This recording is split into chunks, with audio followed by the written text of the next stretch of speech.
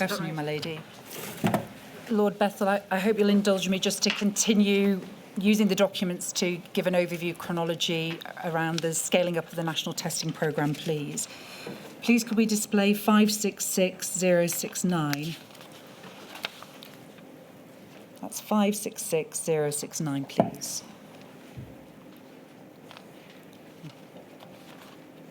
Thank you. Now, Lord Bethel, the date's not on the front of this, but the information we have is this is now the 22nd of March of 2020. And we can see this was the briefing put together for the Prime Minister. And if we move through, I'm not intending to dwell on the pages, but we really see the evolution as we move through the pages of the ambition, but also the practical things that were happening to get the laboratory test centres and distribution centres set up. This is how not to do a test lab, by the way. Okay. But we also see as well, there's plainly been forecasting, modelling and projections as to the scale up. Thank you. I mean, it's just an incredibly thoughtful and data-driven amount of work. I hope this sort of presentation, I hope, gives you an idea of what was involved. Thank you. We could keep going just so, and I mean, no disrespect to the project, Lord Bethel, with not going through the detail of it, but it gives an idea as to the evolution of, perhaps if what we look at page 21, we keep going, I think what you've described as the battle plan. Yeah. And I don't know whether this is in the context of what you've said already about scramble and the culture of scrambling. Yeah. But can we then move to another document? Because we've then got what we've analysed in detail, and I promise I'm not going to take you through the 168 plan of Deloitte, other than to identify it. Please, sorry, I'm going to need my glasses for this one, I do apologise. INQ 581552. Now, can I ask, sorry, so it's the 168 plan of Deloitte 581552.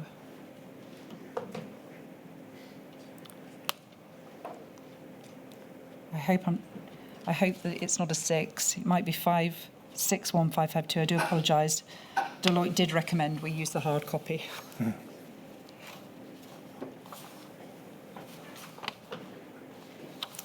Sorry. Thank you for your patience, Lord Bethel. Now, Lord Bethel, this draft has got the June date on it, but with the evidence of Mr. Cook for Deloitte, we had an earlier iteration of the 25th of March, which follows on from the PM's briefing. This is how it develops a little bit more by the June. But did you see and have access to the Deloitte 168 plan to understand how they were bringing together the strands and the flow, as we can see on this, of Kingfisher, Roche, NHS and digital platforms to bring the project to fruition? Yes, well, I was very involved in, at this stage, all steps of it. Many of them were based on the 6th floor below my office, and I had daily engagement with the team on their progress. Okay. And I think, in fact, you tell us in your witness statement, was it from the 19th of March there was a Deloitte team located in Victoria? Yes, there was, downstairs, absolutely. Thank you. Now, pausing where we are on the chronology, I have a number of questions to contextualise the scale-up of the industry. And so can I ask, from your perspective, Lord Bethel, was there sufficient consideration given to working with universities as laboratories? Yes. I mean, I think we've been through this quite a lot. A huge amount of effort went into not just universities, but hospital pathology labs, animal pathology labs, all manner of private, public, and university testing laboratories in order to create, out of the battalion of small ships, some kind of network that could somehow utilise this expertise, infrastructure and passion, because they were very enthusiastic. And I was lobbied on an hourly basis by just about everyone who had a PCR machine about how they could play an important role. And I personally spent a huge amount of effort to try to figure out a way of creating an Uber for diagnostics. And that vision, I thought, was a very powerful one. Matthew Gould wrote a very thoughtful note on how we could apply modern insight from Silicon Valley on how to somehow harness this collective effort. It was a total disaster. It just didn't work. They were regularly late, they regularly lost tests, the turnaround times weren't quick enough, the data got in a mess, it was very, very expensive. And I would have loved for that effort to have worked. But the thought that it in any way could play a significant role is not just a distraction. It is, as I said in my opening remarks, promulgating this status quo mentality that we don't need to change anything in the way that this country does health, that backing acute care in the NHS and research in life sciences is enough. And we need to focus on this thought that public health diagnostics is a different beast, and we need to think about how we provide a platform for scaled up industrial throughput if we're going to be ready for the next pandemic. Well, Bethel, you're obviously very thoughtful about this. I don't think you were on the last couple of times you've helped me. I have to craft recommendations. You're a politician. Yeah. And you know that there's a temptation for governments of whatever political hue to focus on the immediate problems, not necessarily spend as much on the long term. Is there a way you can think of where I could craft a recommendation, accepting the points you make about the underinvestment in public health and not prioritising it? Yeah. Where you could craft a recommendation that might be attractive to government. Yes. Because it wouldn't be just an insurance policy, it could be something that could be cost effective now. Yes. Listen, I understand your priority and strongly support it. And I will try to give you what you've asked for in a second.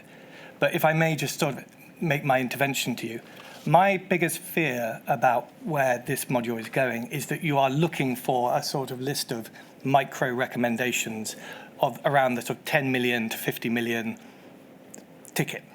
And it would be great if that was the answer, but genuinely I don't think it is. I think that there are two things that you need to lean into.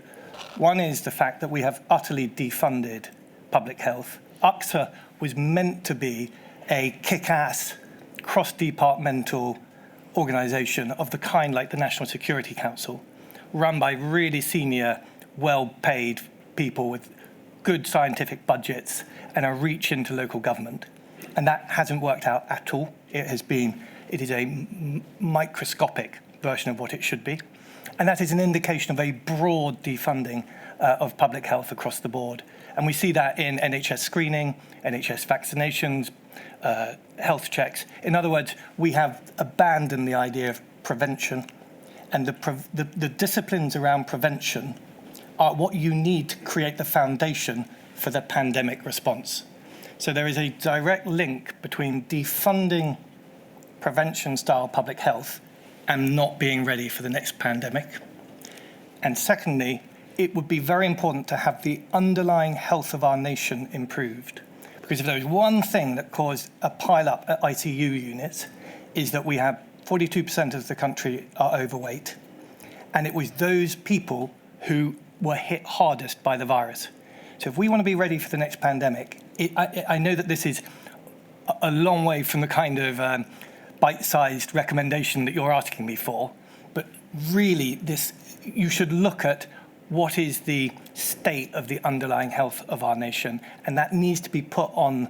We need to find political space for our leaders to be able to prioritise that. Now, to try to be helpful. No, I'm not interested in just a bite size. Yeah. I mean, obviously, if I can get it implemented, I'd be happy to think of any size recommendation. Listen, maybe it's not for me to say what this inquiry to do, but I honestly think that you should have a module on the underlying health of Britain, and you should have a module on 21st century public health. And I'd be very happy to design those two modules for you, and I'm brimming with ideas for how they might play out. I've got to stick to my terms of reference, Lord Bethel, I'm afraid. Yeah. So I can't do that. But so basically, your argument would be that investment in public health would be cost effective because it would be cost effective for now. Yes. And would then be cost effective for the pandemic. Yes. So and what it that way. That's right. And what I'm saying is not some kind of wonkish, weird suggestion. It is how mainstream health systems in the Western world are going about their business. And Britain is unusual for turning its back on what I'm calling a modern 21st century health system, with the foundational pillars of on-the-ground local health, and you had a very helpful discussion about local directors of public health.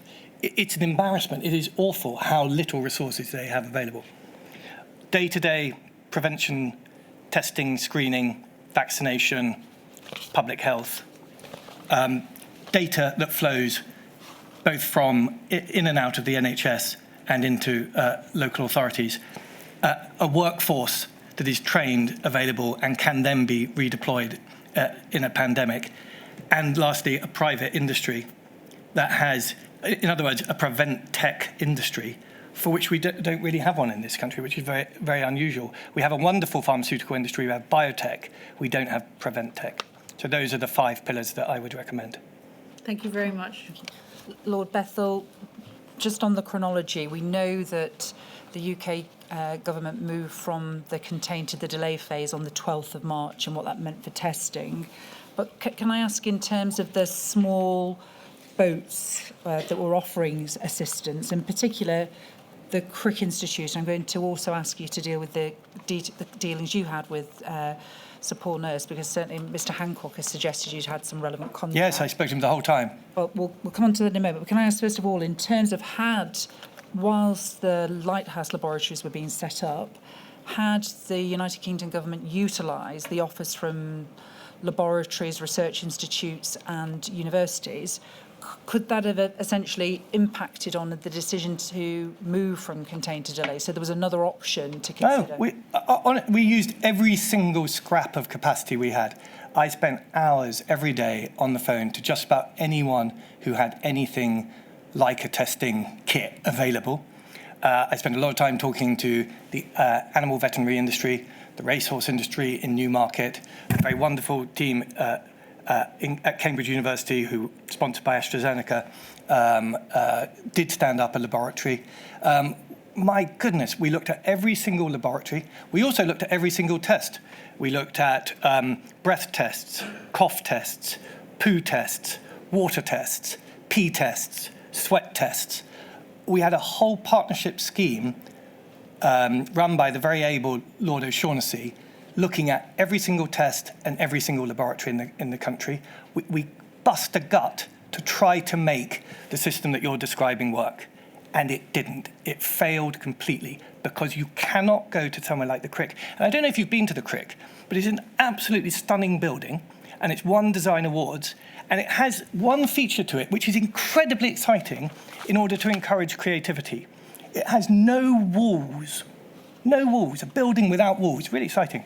This is not a place that you want to base a laboratory for a highly contagious disease. I mean, this doesn't make sense. I went to the Cambridge University laboratory. I nearly ran out in anxiety. There were piles of tests in the corner. You had to climb over things in order to get to one place to another. Compare that to the Rosalind Franklin, which is in a massive white box just off a motorway, where the tests arrive at 6, 7 in the evening, are automatically unzipped. Unzipping a test is a very dangerous thing to be doing. You don't have to have teams of students doing it. You have robots unpicking them. They then get put into a massive conveyor belt, which is about 100 yards long. It's banging them out on strips, no trays, strips, and doing 30,000 on one machine in an hour. This is a million miles from Paul Nurse and all the others, but that's what you need. And I don't mean to interrupt you, Lord Bethell, but we have heard from Professor McNally, who set up with part of the Milton Keynes laboratory, so we understand something as to the process, and equally I think there's quite a lot of videos on YouTube if anyone wants to look at it in action. But then because Mr Hancock giving evidence referenced discussions you were having with Sir Paul Nurse, do you want to just give some context to anything you want to tell us that's relevant to this discussion around scaling up by reference to the conversations you were having with Sir Paul Nurse? Sure. Paul is a complete hero.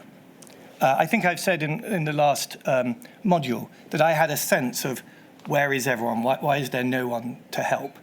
Paul was there.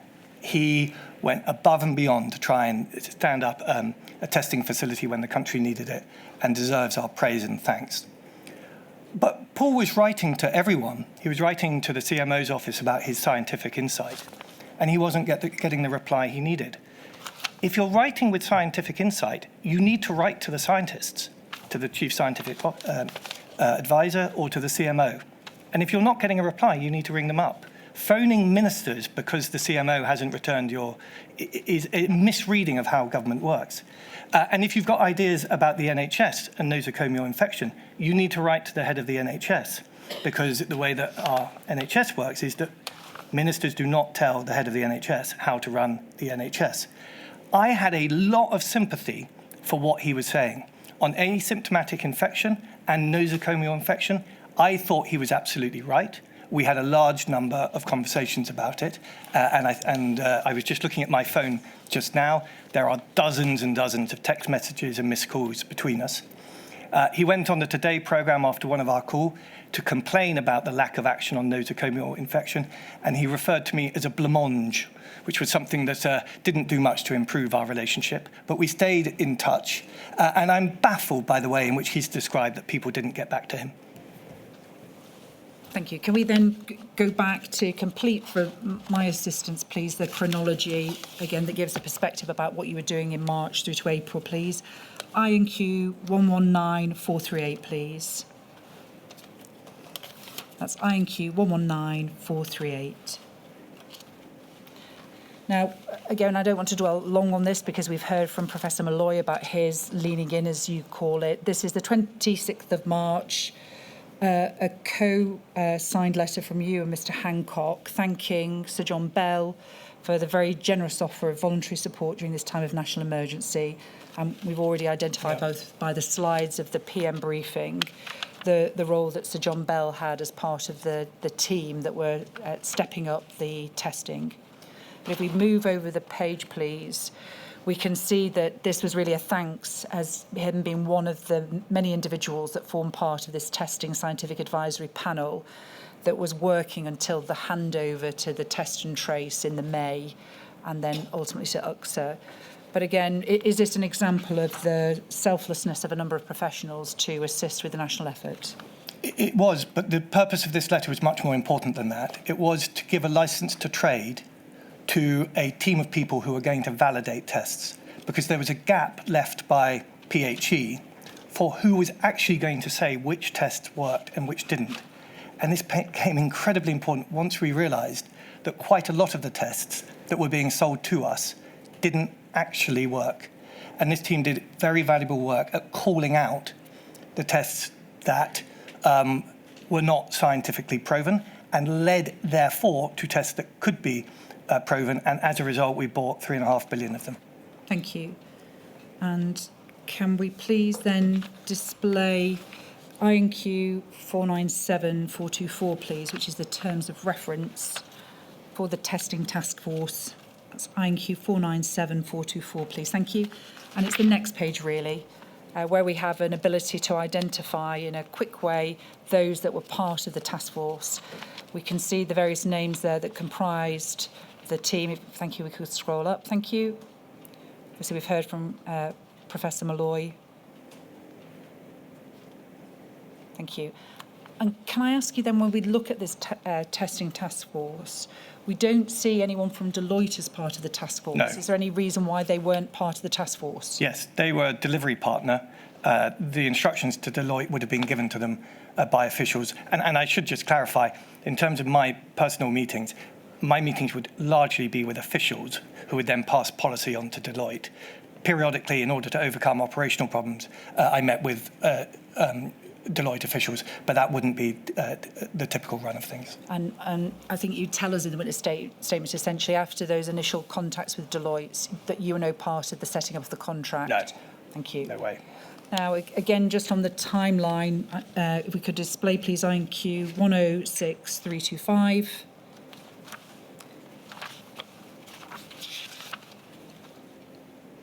Thank you. This is now the 4th of April. We know this is when the Lighthouse laboratories were starting to come online, the scaling up of the testing programme. And please, if we can move through this document. Thank you. And if we could move through till we get to the pillars, we've already, which is on page 8, please. Thank you. And over the page again to the Public Health England partnerships at that time. So I think this is showing I think the PHE-Roche partnership, so this is just a time just before the 4 Lighthouse laboratories came online. But if we go over the page, please, we can see that the Pillar 2 testing for which the Lighthouse laboratories were to assist is in the latter part of this document. And then if we go over the page, please, we then see the plan for Pillar 3, and over the page again, Pillar 4, surveillance testing, and then finally the Pillar 5 and the plan for spearheading a diagnostics national effort. Lord Bethel, I know that was the plan in April of 2020, but the evolution of the pillars, I think, differed really over the course of the period. Is there anything you want to say about the evolution of the pillars? Well, they did evolve a little bit, but not really. I mean, it remained pretty much the structure of things. I'd say that the Pillar 5 only really kicked in after a few months when we started to try to build a local industry, and that was a struggle and has faded away. Pillar 4 was slow to start but delivered amazing surveillance data, and I would say in that Britain was ahead of anywhere else in the world. Pillar 3 fell away except for trying to understand the science of the virus became very important. But it was Pillar 2 that delivered the mass throughput testing. Pillar 1, NHS testing, their NHS colleagues did struggle with capacity all the time. And one of the, and this is an area that many people, including Paul Nurse, emphasised, is asymptomatic testing in hospitals remains something that was a real challenge in the UK and could be an area for your recommendations. Thank you. And do you want to expand upon that with yes, line of recommendation? I mean, if you have 1.5 million people going to hospitals and care settings where there are a lot of sick people, there is therefore a lot of virus in the air. And as a result, we had up to 12% of our own workforce ill. By the way, in a really bad pandemic, you can have half or more. So it's very, very important. I don't think we ever figured out a formula for protecting people from the virus and testing them on a sufficient scale, and also having the workforce consequentials of replacing people who had then been isolated. And NHS colleagues were understandably but frustratingly concerned about testing because they thought it might lead to 10, 20, 30% of the workforce literally being sent home, which was something that they couldn't sustain if they wanted to keep the NHS going. Thank you. Can we next move then on the chronology? And I appreciate we're looking just at snapshots. I know that there's huge industry over the timeline, but I'm trying to use documents that I hope tell the narrative in an efficient way, but this is no way meant to reflect all of the chronology. But please, can we go to INQ 88699, please, which are the COVID Strategy Ministerial Group from the 14th of April. That's INQ 88699. Thank you. And we can see that you and Mr. Hancock were present at that meeting. If we go over the page again, we can see other members of the testing. So we've got an official who was the Director for Testing. In fact, she's named Cathy Hall, Director for Testing. Thank you. Cathy But I've gone to this one because you've offered a view on international comparators, and I think this is quite a helpful document to use. Can we move forward, please? 4 pages. I'm sorry, the numbering's cut off my copy. So it should be the page that starts with "told that" at the top. There we go.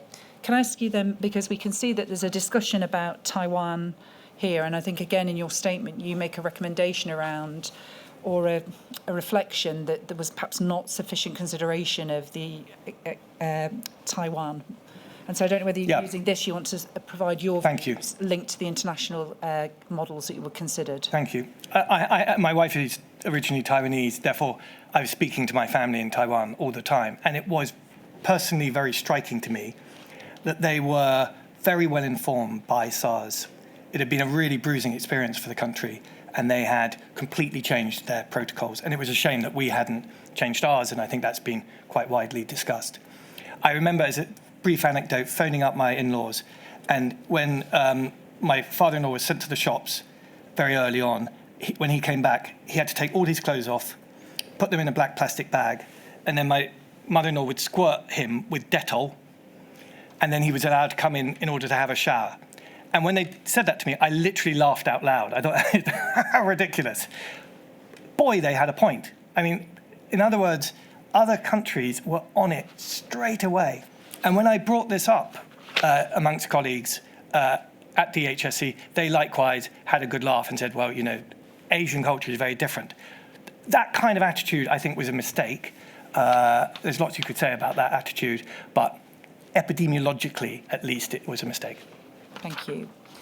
And if we move over the page, 2 pages, please. Again, thank you. Next page, please. And if we could scroll up, please. Essentially, it references at this stage now we've got 3 of the super labs running and that they'll be ramping up production well. And can I then please display the Lighthouse lab map just to again look at this on the chronology. 587456, please. 587456.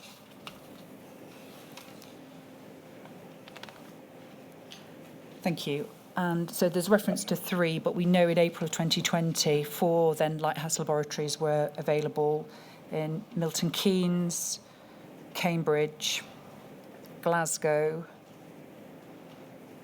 and Alderley Park. Yeah. Thank you. And then can I ask from your perspective, because obviously great deal of effort to get the 4 Lighthouse labs up and running, but then there seems to be quite a delay between the next set of Lighthouse laboratories coming online. And can you offer any perspective or commentary about what seems to be a really great start, but then a slight longer delay with the rest of the Lighthouse labs coming on? Well, I think that Cambridge actually was stood down. That wasn't really a mass throughput lab, although I think scale counted for a huge amount. We didn't necessarily need a lot of labs. We just needed really big ones, because the insight we learned was moving the samples around could be done quite quickly. It was more important that they were accurate and quick.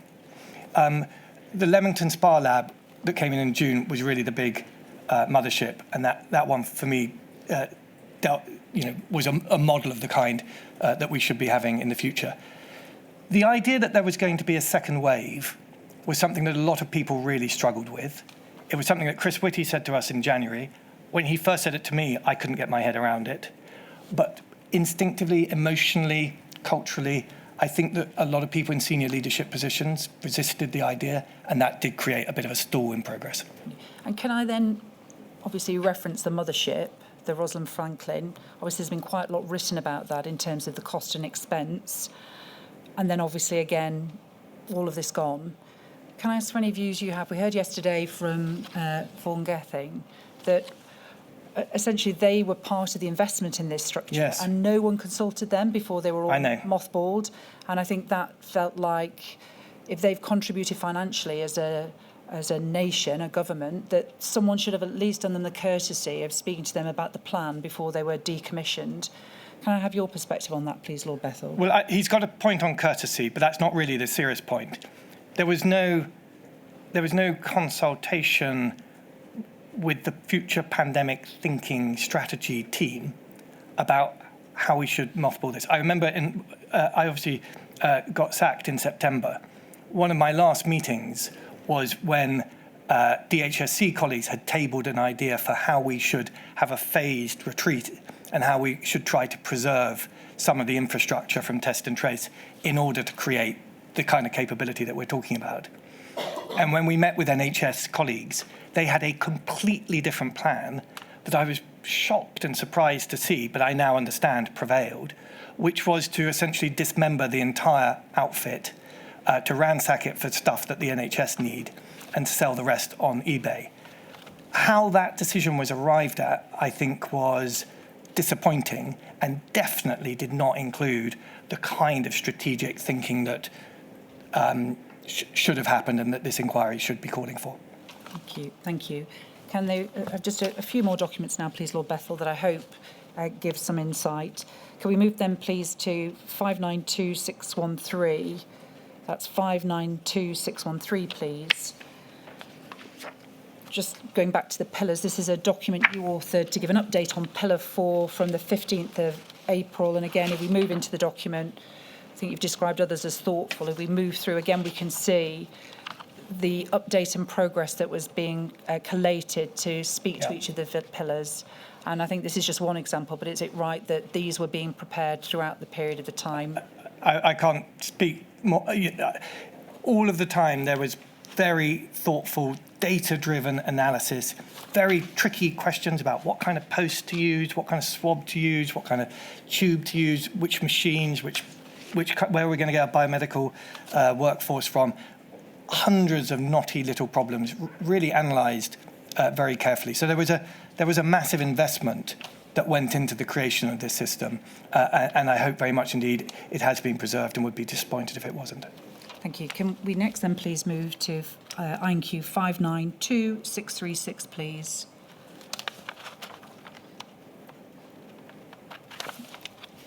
(592.636), and again on the timeline, although there's not an immediately apparent date, this document is dated the 21st of April 2020. We can see contact tracing and testing.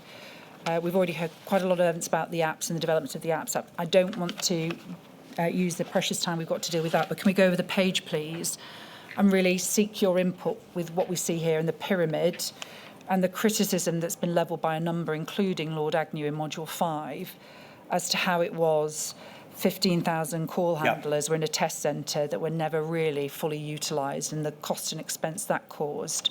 And can I, whilst dealing with this topic, you describe essentially creating contact tracing from scratch. Yeah. You've obviously already made comments about directors of public health.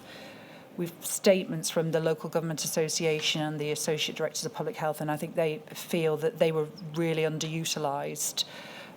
And we know that they came on later, but can you offer your opinion now on this whole issue of contact tracers in a central call centre, remote from their local communities, not knowing their local communities, and then the move to include the Directors of Public Health, please? Absolutely. Do you mind if I'm going to do it in the other order, if you don't mind? I appreciate I've rolled up a lot of questions there. Sure. But so essentially on the central and local point, Matt Hancock kind of dealt with this, and I would just build on what he said.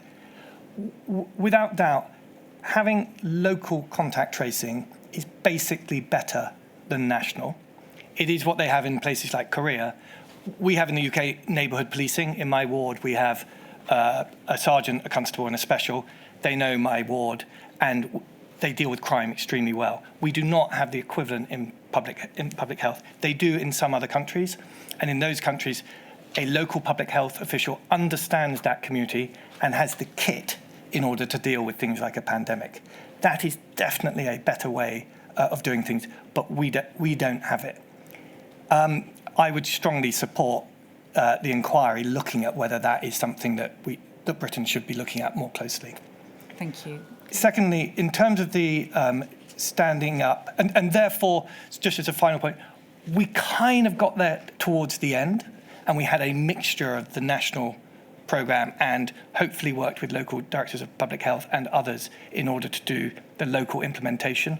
But I agree that it was a shame it took us a long time to get there, but under the circumstances, I think we did very well. And Lord Bethell, can I then be absolutely clear? I asked the question of Mr. Hancock, because on one view, when you look at it, it almost looked like, did actually the decision makers at this time appreciate that there was this resource of local authority, directors of public health contact tracing? It seems from what you've said so far you knew about it. Yes. But can I just be clear that you appreciated when you talked about essentially doing contact tracing from scratch, that you completely appreciated the role of the directors of public health? Absolutely. And although I'd been new in post, I'd been given a very clear briefing about their importance. There is some variety in the quality, but some of them are absolutely stunning figures. And someone like Kevin Fenton here in London, we worked extremely closely with, and there were about a dozen of them who I spoke to on the phone all the time. But if I may just give you an example of how minimal the resources are on a local basis.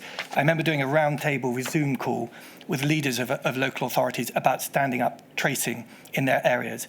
And I said, what we're going to do is we're going to have a car park, and we're going to have a table with a gazebo on it. We're going to send you some squaddies. They're going to do the swabbing. Could you please sort things out? And the question was, where do we get the gazebo from? In other words, resources are so thin on the ground, they needed 500 quid to buy a few gazebos because they didn't have the spare cash to do that. So the idea that we could have somehow handed responsibility for tracing and testing to people in those situations is just not realistic. Thank you. And I think you've already identified, you think you got it right in the latter period where the local resource was then brought in? Yes. I mean, we recognised from the beginning that local is best, but we needed to stand something up quickly.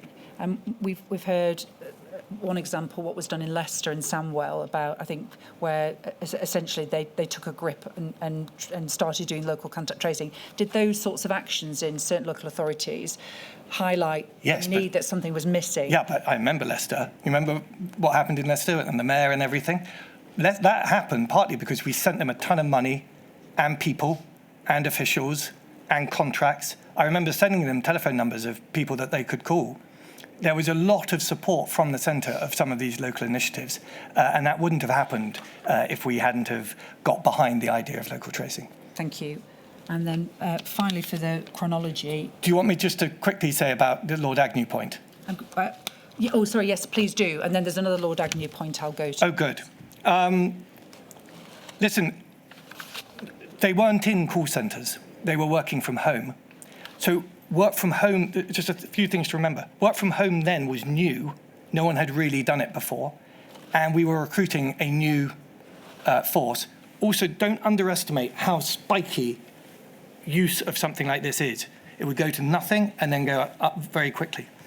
So as we were entering the second, we could see the second wave coming. So we needed to train and also make capable 20,000 people or so. We had to send quite a lot of them laptops. Initially, there was great cybersecurity issues. So some of them were doing strange things with their laptops. Those all had to be locked down. They had to be given some hours of training. There was a waterfall of training that had to be gone through. Some of them were not capable, so they had to be taken off. In other words, standing up something like that is a non-trivial exercise, and you can't predict exactly when the spike is going to be. So we did amazingly to get 20,000 people working from home up to speed on how to do tracing, and then also to insert the extra level of expertise needed for complex cases. That happened very, very quickly. Theo is right that at times usage was very low, but that is just a fact of life if you're dealing with a highly spiky virus. Thank you. And then just to identify another issue that Lord Agnew has raised, can we go please to INQ 471020, INQ 00471020, please? Thank you. And can we move forward to page 3? Now, I'm not suggesting you're copied into these, and you may have had nothing to do with the financials and this scenario, but again, with dealing with issues that Lord Agnew has identified, we can see this is in July of 2020, where he was being asked to approve, by reference to test, trace and isolate, $1.25 billion programme in one day, which plainly he's identified as being ridiculous, and asking the question, what interaction has there been since the meeting on the 27th of May? And over the page, again, we see him querying aspects of the pricing and the costings. Can I ask you then, is any aspect of this something that you had input on? Or, yeah, sure, of course. Or can we have your perspective on this sort of very short window to approve eye-watering amounts from Lord Agnew, which plainly he was concerned about? Yes. So you have put up already a huge amount of very clear data-driven analysis from the test and trace team. That was all available to Cabinet Office colleagues on request whenever they liked. There was absolutely no shroud of secrecy at all. In fact, we were very evangelical about the work we were doing. I was happy to talk to anyone about it that they liked. There is quite well-documented correspondence between the test and trace team and Cabinet Office about the one-day sign-off incident. I don't recognise Theo's description of it being a half-day opportunity to sign something off. I think that that's a question that should be put to his Cabinet Office colleagues on why that sub was only put on his table at the last minute. We were desperate to get large parts of government involved creatively and practically in the funding, finance and implementation of this, it was quite hard to get their attention. I think a lot of them rather hoped that there wouldn't be future spikes. There was this cognitive challenge of trying to get people to believe that this was a 3-year challenge, not a Easter challenge. And I think it would have been better if the whole of government had had a slightly more realistic attitude to the length of which, the long period in which COVID was going to be hitting us. Thank you. And then finally, please, for the chronology, can we move to 497170, please? 497170. Thank you. We're now at the 28th of May 2020, and we can see that the decision was made to pause the task force. It's said here for the next few weeks. Yep. Is it right? This was essentially the end of the task force at the time. time. The task force was a sort of band of brothers, I think unfortunate phrase, but it was meant to be a scratch team of people from a lot of different backgrounds, including the private sector, who were going to throw themselves into hacking, jump-starting this project. So it quite reasonably got retired the moment we had proper structures in place. Thank you. And we can see it was stood down because Baroness Dido Harding was taking up the reins. Absolutely. And we're going to be hearing from her next week about what she did. But I think until you left your post, in reality, you were still over all of these issues linked to test, trace and isolate. Is that correct? Yes, although it became like a functioning, proper agency of government and needed much less of my involvement in later on. Thank you. Lord Bethell, that was my intention as to the chronology. Is there any aspect that you think is important of the chronology that we've not dealt with that essentially helps tell the story of the scaling up of testing in the Lighthouse laboratories? Well, the only thing I'd say is that's right. You've asked questions about the scaling up period. I would just emphasise that, for instance, on genomic analysis of the virus, there was a huge amount of expertise and important science that went into other aspects of this that shouldn't be overlooked. And there were parts of the surveillance and research components, and also the implementation of the community-led testing that really only matured later on. And so you're putting a spotlight on almost the most difficult period, and maybe not at what the situation was when it was at a sort of running speed. And I think I would hope very much indeed you could look at that and see what the benefits were of getting the system up and running. Thank you. Can I then, for the final part of my time with you, just deal with some discrete topics, and then we'll finally deal with anything else you want to say about lessons learning. Can I ask you about symptomology and the inquiries heard evidence from Professor Spector around the different symptoms and when they had identified loss of taste and smell as a symptom and indicator, and certainly by the 1st of April it was on their website. Were the Test and Trace Task Force aware of those additional symptoms before they were formally recognised on the 18th of May 2020? Yes, absolutely we were. Thank you for raising this. I can't emphasise enough how complicated the symptomology of this virus was. Lots of people had lots of different symptoms. Some lost taste, some didn't. Some coughed, some didn't. Some had headaches, some didn't. There was no categoric symptom for COVID. Now, if you have measles and you put a glass and there's a little round, that's a symptom. You know if you've got measles. It is just not true with COVID. Early on, most of the people who thought they had a cold probably had COVID. Later on, most of the people who thought they had COVID probably had a cold. Professor Spector is a serious scientist who I respect a lot, but he should know that you cannot test for COVID on symptoms, and that his app, although a fascinating and interesting use of patient data, a principle that I happen to support, simply isn't an accurate definition or surveillance tool for COVID. Thank you. Can I then please ask you about some questions around asymptomatic exposure, please? And can we please display INQ 279754, please? That's 279754. And there's a number of questions I just want to ask around asymptomatic. So this is Catherine Halsbury from the Department of Health and Social Care. querying whether there had been asymptomatic exposure in Birmingham and London in an email exchange with you on the 31st of March 2020, which was to be included in your readout. Given that the query raised, why wasn't asymptomatic transmission included in test and trace policy at this stage? I'm so sorry, but I don't understand the question. Do you mind putting that to me again? So, I mean, if I do it under a more general issue, certainly the knowledge and evolution of asymptomatic transmission, and I think we've heard a lot of that from from Mr. Hancock, but did there come a time before, when we've heard that it was formally accepted by Mr. Hancock and policy changed at the end of April, did you appreciate that actually you should have been doing something to accommodate asymptomatic transmission within the policy and decision-making around the test and trace strategies? Yes. Well, thank you for asking me. Well, not with the risk of re-prosecuting the conversation from earlier today or triggering in myself any anxieties.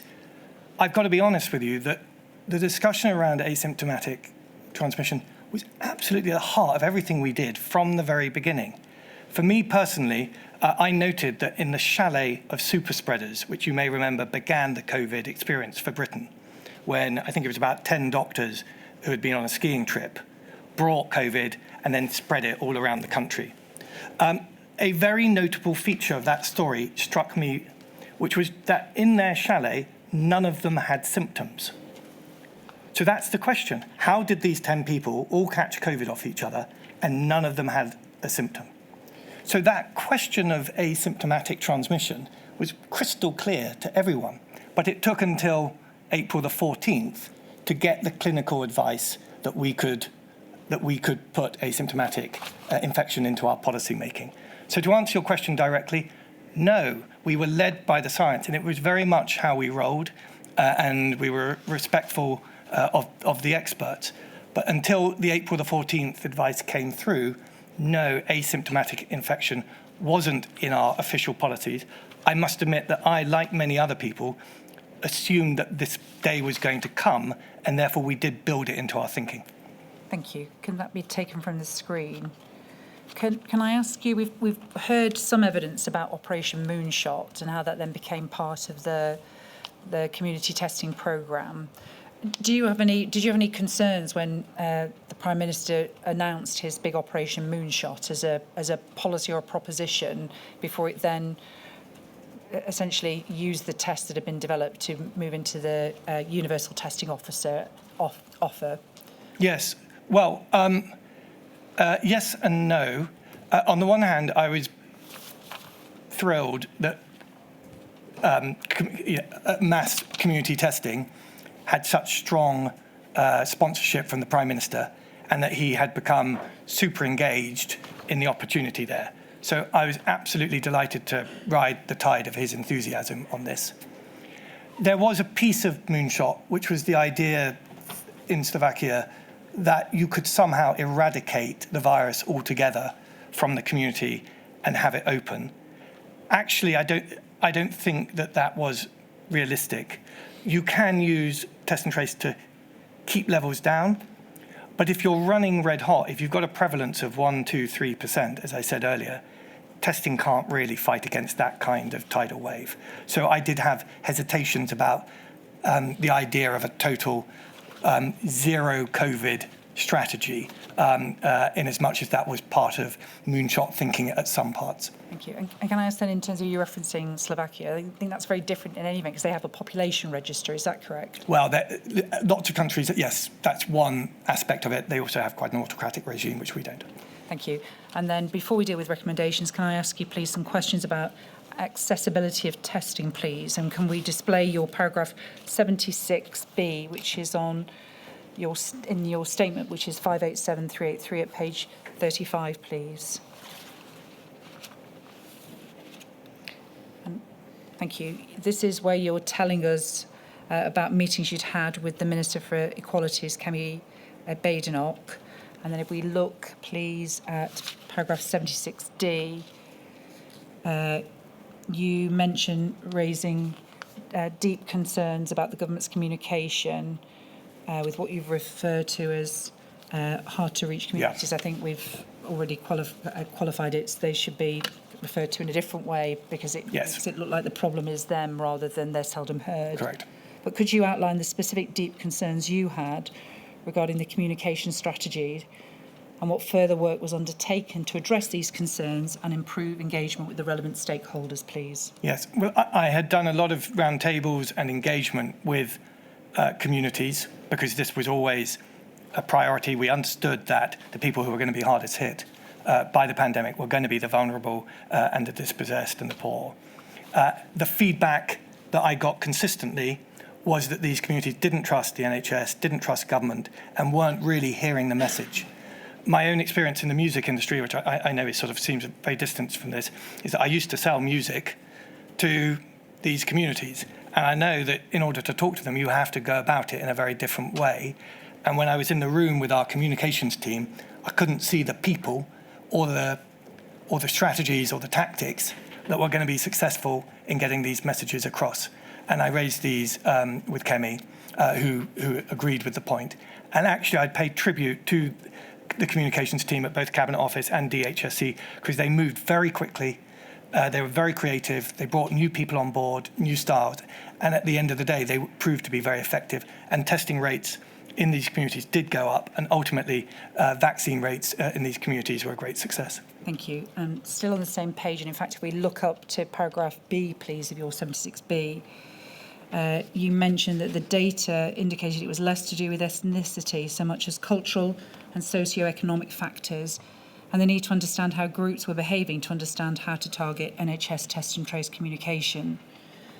Yes, there was a story of... So the specific question, please, Lord Bethel, is could you provide any insights on the understanding gained about cultural attitudes towards testing within these communities and how this was incorporated into the design of the testing strategy? Sure. Well, if I may give by anecdote, I remember some testing team turned up amongst a caravan park of Herefordshire apple pickers. And when they arrived, everyone climbed out the windows of their caravans and ran off into the trees because they were terrified that it was some kind of police raid because they were from Eastern Europe and weren't used to public health officials being trustworthy. I remember in streets in Tooting, which I know well from having fought an election there, where many women aren't registered in the NHS, and you would have to have people from the same group and often speaking the same village language knocking on the door in order to build the kind of trust necessary in order to reach very, very important groups who are very vulnerable to the disease. Those are two examples of, I'd say, 100 different local patterns that aren't really to do with ethnicity. They're to do with pockets of culture and also broadly poverty. And it is I'm not saying that everyone who's poor is disconnected with government or everyone that's disconnected with government is poor, but there is a big correlation between that. Thank you. Can I then ask you a question about location of test sites, please? The location of testing sites in the first 5 months of availability of tests to the public saw many people travelling large distances to have tests undertaken at the regional testing locations. Can I ask, were the locations of the testing sites informed by impact assessments and the needs of the general community, including age, disability, socio-economic factors? Yes. So to begin with, we were just trying to stand them up wherever we could. And so they correlated to where B&Q was, more or less. But we were conscious from the beginning that by definition, having a drive-in testing site was essentially middle class because you needed a car to attend. And so we prioritised from the beginning other ways of trying to get tests into communities that maybe wouldn't have a car. And that's why things like door knocking and driving to caravan sites became more of a priority. There was a sequence to that. Without doubt, early on, we went for the most convenient template possible, which was the drive-through. But I think that we went a very long way, and I would very much commend Baroness Harding for the huge amount of work that she and her team did on that. Thank you. Can I ask, would you agree then that the location of test sites was in some instances a barrier to testing? Early on, the lack of tests was the barrier to testing. And can I ask you, there's information that suggests there was a shortage of tests in the September of 2020. Do you have any views on whether that was foreseeable and the result of poor planning and response? I had evangelised for being better prepared for the second wave. I think that plenty of colleagues in Treasury, Cabinet Office had reservations about whether that was necessary. It was in part to protect the taxpayer, in part to protect society from unnecessary lockdowns. It was an argument that I thought was unfortunate, but it was well intended. I think that understanding how pandemics play out and that they take a long time is something that we've all grown more accustomed to. Thank you. And then Lord Bethell, finally, you've already touched throughout your evidence. You've told us about the scramble and the rethink to approach. You detail within the statement your reflections and lessons learning. But is there any other recommendation? I'm not going to go through each. Your statement will be published. But is there any other particular lessons learning or view you wish to provide to her ladyship to inform her thoughts in respect to Module 7 that you've not spoken about that you'd like to end your questioning with me to just make clear? I think that, thank you. I think that the science around testing and behaviour change is really moving forwards quickly. And a lot of what we did would have been helped by even the AI that we have today in terms of the data, the surveillance, the interactions with people. There is a tendency for British health to focus on people essentially turning up at a late stage of disease, peeing blood, coughing, and then being treated at the end. The nature of medicine is changing to trying to catch that early, which means that early diagnosis is becoming a more regular part of everyone's life. Bowel tests, prostate tests, people checking out on their hormones. I'd like to see that built much more into the healthcare system that we've got today, because that's the platform on which we can build the future pandemic. In other words, the patient behaviours, the data systems, the at-home testing kits, the domestic industry, all the things that I've talked about. There's a heaven-sent opportunity to use the change in the science, the actual diagnostics, the use of the data, the AI, the interest that people now have to try and prevent disease, to try and capture that excitement and that ability and turn that into a public health good. Well, Bethel, those are my questions. My lady, they're all core participant Thank questions. you, Ms. Cartwright. Mr. Thomas.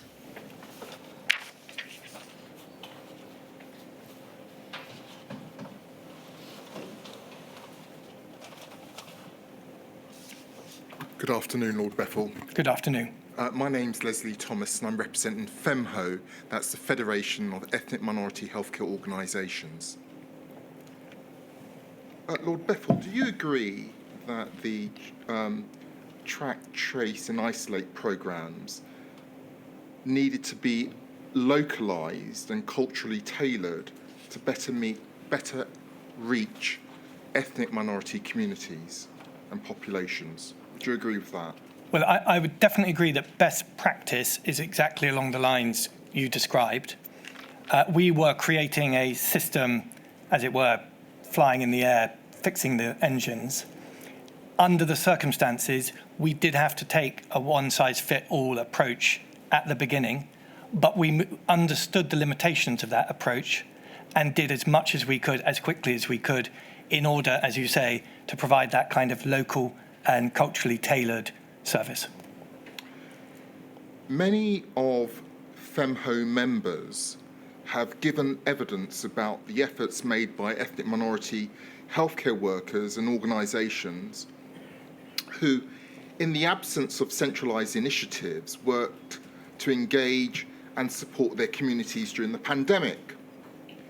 Can you outline any efforts made by the government to engage with those groups or individuals and better utilise their insights and resources to address the gaps in the TTI system and or difficulties in reaching certain groups? Yes, well, I think the point you make is a very good one. I can give 2 examples. We did a large amount of roundtables with the Muslim community around Eid when we were extremely concerned about families coming together, communities coming together, despite the rising prevalence. And I must have done 20 such roundtables with mullahs and other leaders in the Muslim community. So we were very much aware of the importance of trying to communicate to key groups. Also, I can't remember the other example. But your broad point, I think, is correct. In terms of the advertising and the use of local media, particularly radio, and which I hadn't previously appreciated, local language television, which is a massive thing in very specific languages. I think we did about 50 or 60 different languages, and there we used doctors from the NHS who had local language ability to appear on televisions where families would have the television on in their kitchen in order to provide a trusted voice to explain some of the principles.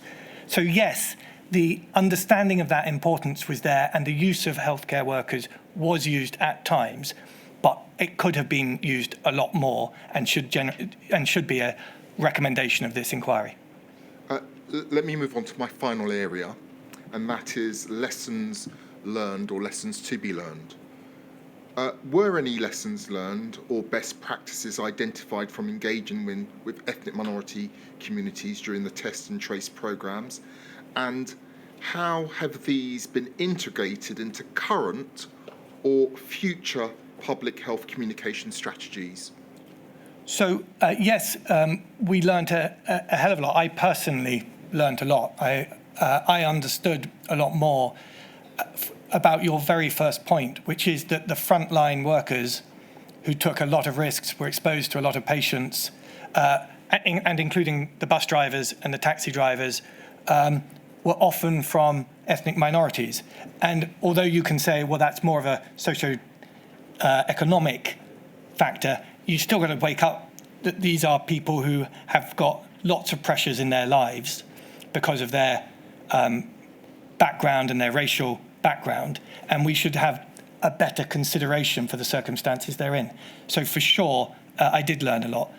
Whether that is still built in, I'm afraid I can't say. I haven't been a minister since September, but September 2021, but I very much hope so.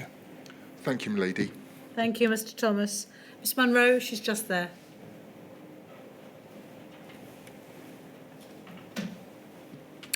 Good afternoon, my lady. Good afternoon, Lord Bethel. Good afternoon. My name is Alison Munro, and I ask questions on behalf of COVID bereaved families for Justice UK. The areas that I was going to ask you about was equality and access and equality considerations, which you have indeed touched upon both in answer to questions from Ms. Cartwright, King's Counsel, and just now from Mr. Thomas, King's Counsel. So what's left of my questions, I hope I can deal with compendiously. And I should also say that I ask these questions very much mindful of and in agreement with your sort of basic premise that health is inherently unequal and that the highest density of disease often strikes the poorest members of the community.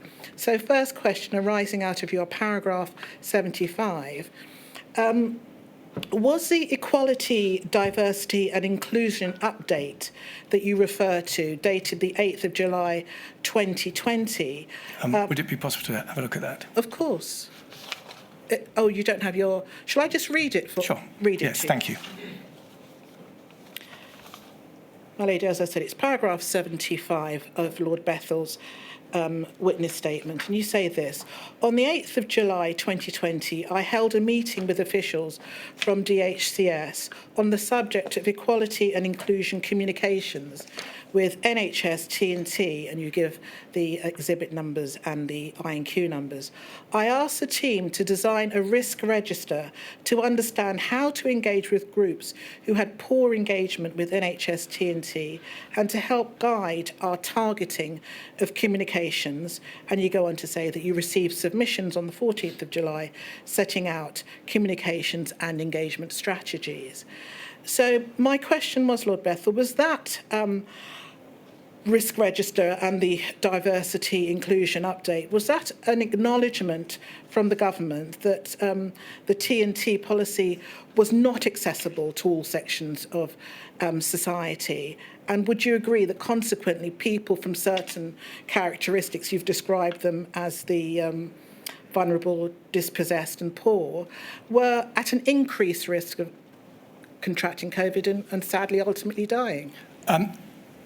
I think that we inherited an approach to media buying and creativity and all of the skills of modern communication from a health and NHS playbook that was itself very out of date, conventional, and didn't have much ambition for reaching the kinds of groups that we're talking about.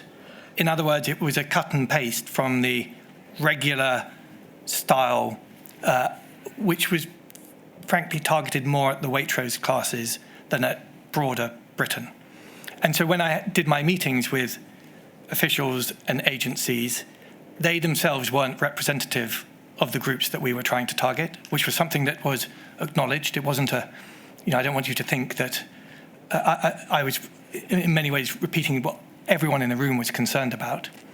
And therefore, because of the pandemic, that gave us a reason and a budget to do things differently and to have more ambition to do the things that, frankly, the health system should be doing anyway, to reach the audiences that aren't typically connecting with government broadly and the NHS and specifically, and therefore test and trace. So this was the risk register is a ministerial device to try to lift ambition and to signal that resources would be available for going above and beyond the norm. Thank you. My third question, to an extent, I think you've answered that in answer to Mr. Thomas King's counsel, but I'll ask it just to see if there's any further expansion you wish to make. Very much with these vulnerable groups still in mind, and the fact that they form part of a cohort of the population, that there are these issues of access about. What, in your opinion, accounted for the failure previously to include adequate support in the broader sense of the word for these individuals in the government's test and trace policy? Well, as I alluded to before, I don't think it's unique to test and trace. In fact, if anything, test and trace, because it was born of public health and epidemiological disciplines, was more aware than almost anyone else in government of the importance of reaching the groups we're talking about. It inherited a playbook that wasn't sufficient. And government broadly doesn't reach these groups very well. For instance, the pattern of NHS resources like GPs and community health hubs is very much balanced towards richer areas over poorer areas. This isn't a test and trace invention. This is a long legacy and historic inheritance. So I think it's a misrepresentation to imply that test and trace was somehow off the pace on this. Actually, test and trace did things that have never been seen by government before, and I would applaud both the ambition and effort that test and trace colleagues put into trying to reach the groups. Now, I think where you absolutely have a point, that is that, of course, these groups shouldn't have been neglected in the first place. And my big pitch to the inquiry is to address that fundamental point. For goodness sake, if we're going to have another pandemic, please not let's have 20 or 30% of the country having very tentative and unequal relationships with the NHS and government in the round. That's the best protection that we could have. Thank you, Lord Bethell. And finally, again, I think I can roll up my last 2 points. Was the NHS test and trace equality considerations, which is, again, another document dated 8th of January 2021, a guidance, I think it was described as, was that the first guidance on equality for test and trace? And secondly, in terms of equality assessments, which you've referred to, did those come in and were they undertaken after July 2020 or after this second document I've just mentioned in January 2021? So in terms of the process, I'm afraid I can't answer your question off the top of my head. But I would like to reassure you that the principles of equality and the understanding and the insight that vulnerable groups were going to be hardest hit was absolutely baked in to Taste and Trace from the very beginning. Matt Hancock referred to the Goldacre interrogation of the data, which came back to us as a big shock. I remember the day when I had first sight of that report, and I hadn't expected or anticipated the huge discrepancies that we saw in terms of COVID prevalence amongst ethnic minority groups. And that was definitely a wake-up call that whatever our good intentions, we hadn't achieved fairness and equality, and it led to a doubling down of efforts for sure. And we needed that kind of reminder and that kind of evidence to keep us on mission. So I think, to try to answer your question, we were looking all the time for evidence that we were doing the right thing. And when that evidence showed that we hadn't achieved our ambition, we doubled down and put more resources into the effort. Thank you very much, Lord Bethell. Thank you, my lady. Thank you, Ms Munro. That completes the questions we have for you, Lord Bethell. I think it probably completes the burden we've placed on you in helping us. And if there's something that you haven't mentioned but's in the written material, please don't forget that when I reach my findings and make my recommendations, I take into account all the written statements as well. If I may say so, you've been an extremely helpful, insightful witness, and I'm very grateful for your input. Whether your wife will forgive you for the reference to your father-in-law, I don't know. Putting that into the public domain is something you may have to make up for. I'm still begging forgiveness from my wife for a lot of things. Thank you very much. Well, thank you very much for your help. I gather you need to see the next witness, Ms Cartwright, so I'll ask you to come back at 3:15. Thank you, my lady.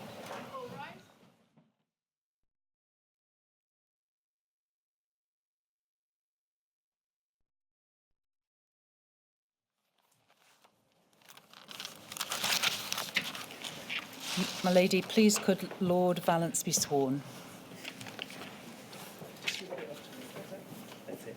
I do solemnly, sincerely and truly I do solemnly, sincerely and truly declare and affirm that the evidence I shall give shall be the truth, the whole truth, and nothing but the truth. Thank you for your continuing help, Lord Vallance. I hope the last slot of the week was suitable for your diary. Thank you. Could you please give the inquiry your full name? Yes, Patrick John Thompson Vallance.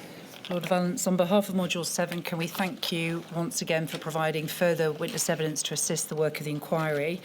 Can we then please turn to your fifth witness statement, please? And if we could move to internal page 31, please. We can see that it's dated the 13th of March 2025.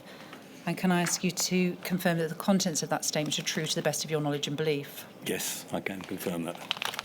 Lord Vallance, can we please just identify the role you were performing at the relevant time? It's right, isn't it, that you were the Chief Scientific Advisor during the pandemic? Yes, I was. And I know you have a huge CV and expertise and background, but it's been spoken about before, so I hope you don't see any disrespect by dealing with your background. I'm delighted not to go through it again. And can I say, for my purposes, I'm delighted that as part of your Module 7 statement, you provided all of the other witness statements of relevance to TTI to assist our work. And in fact, the earlier Module 2 statement is particularly relevant now to a topic I'd like to deal with you first, please, which is the question of asymptomatic transmission and testing. And I think the best way to deal with that issue, please, is to move to your statement, please, I&Q 238826. That's 238826. This is your Module 2 statement, and move into the internal page of 170, please.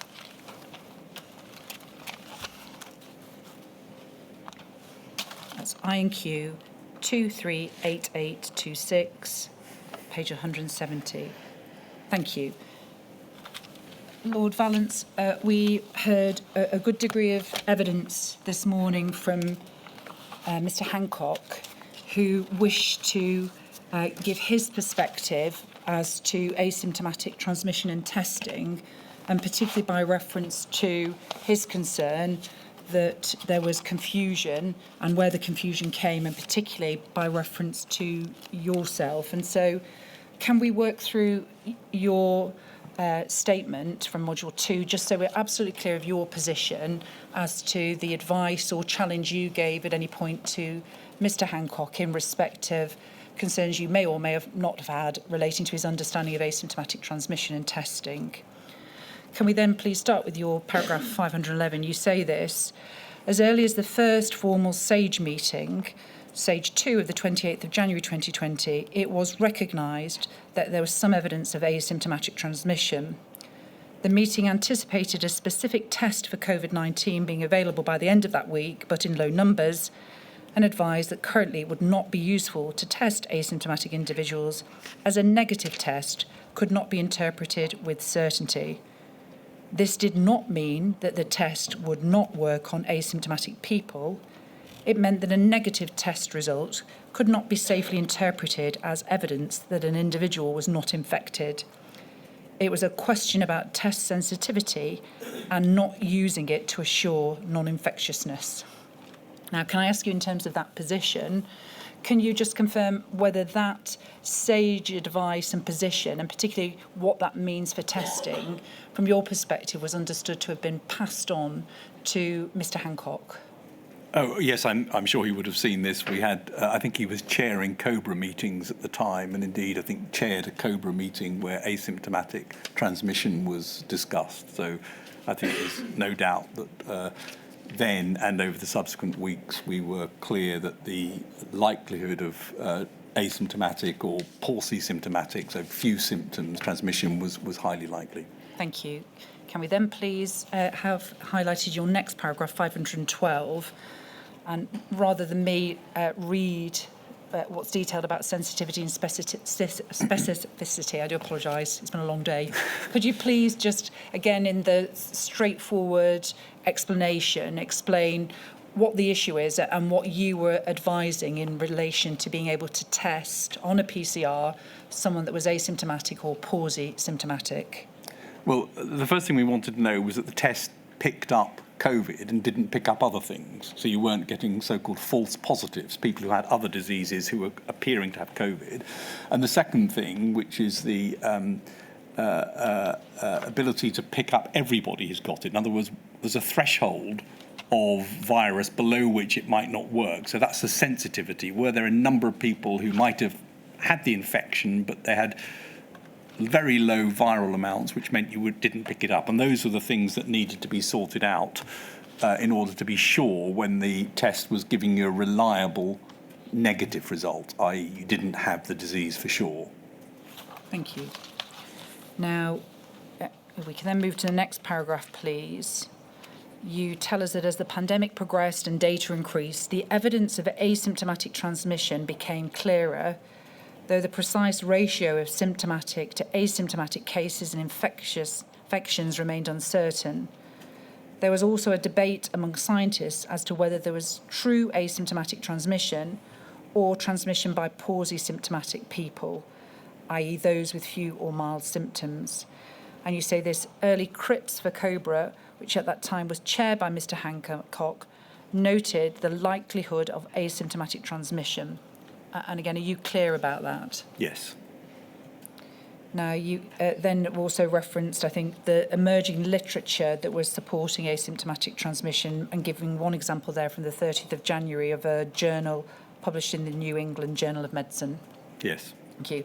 And again, the inquiry's heard some evidence from both Professor Fraser and Sir Paul Nurse as to what their research is at the relevant time from February through to March, was identifying as to the significance of asymptomatic transmission and testing.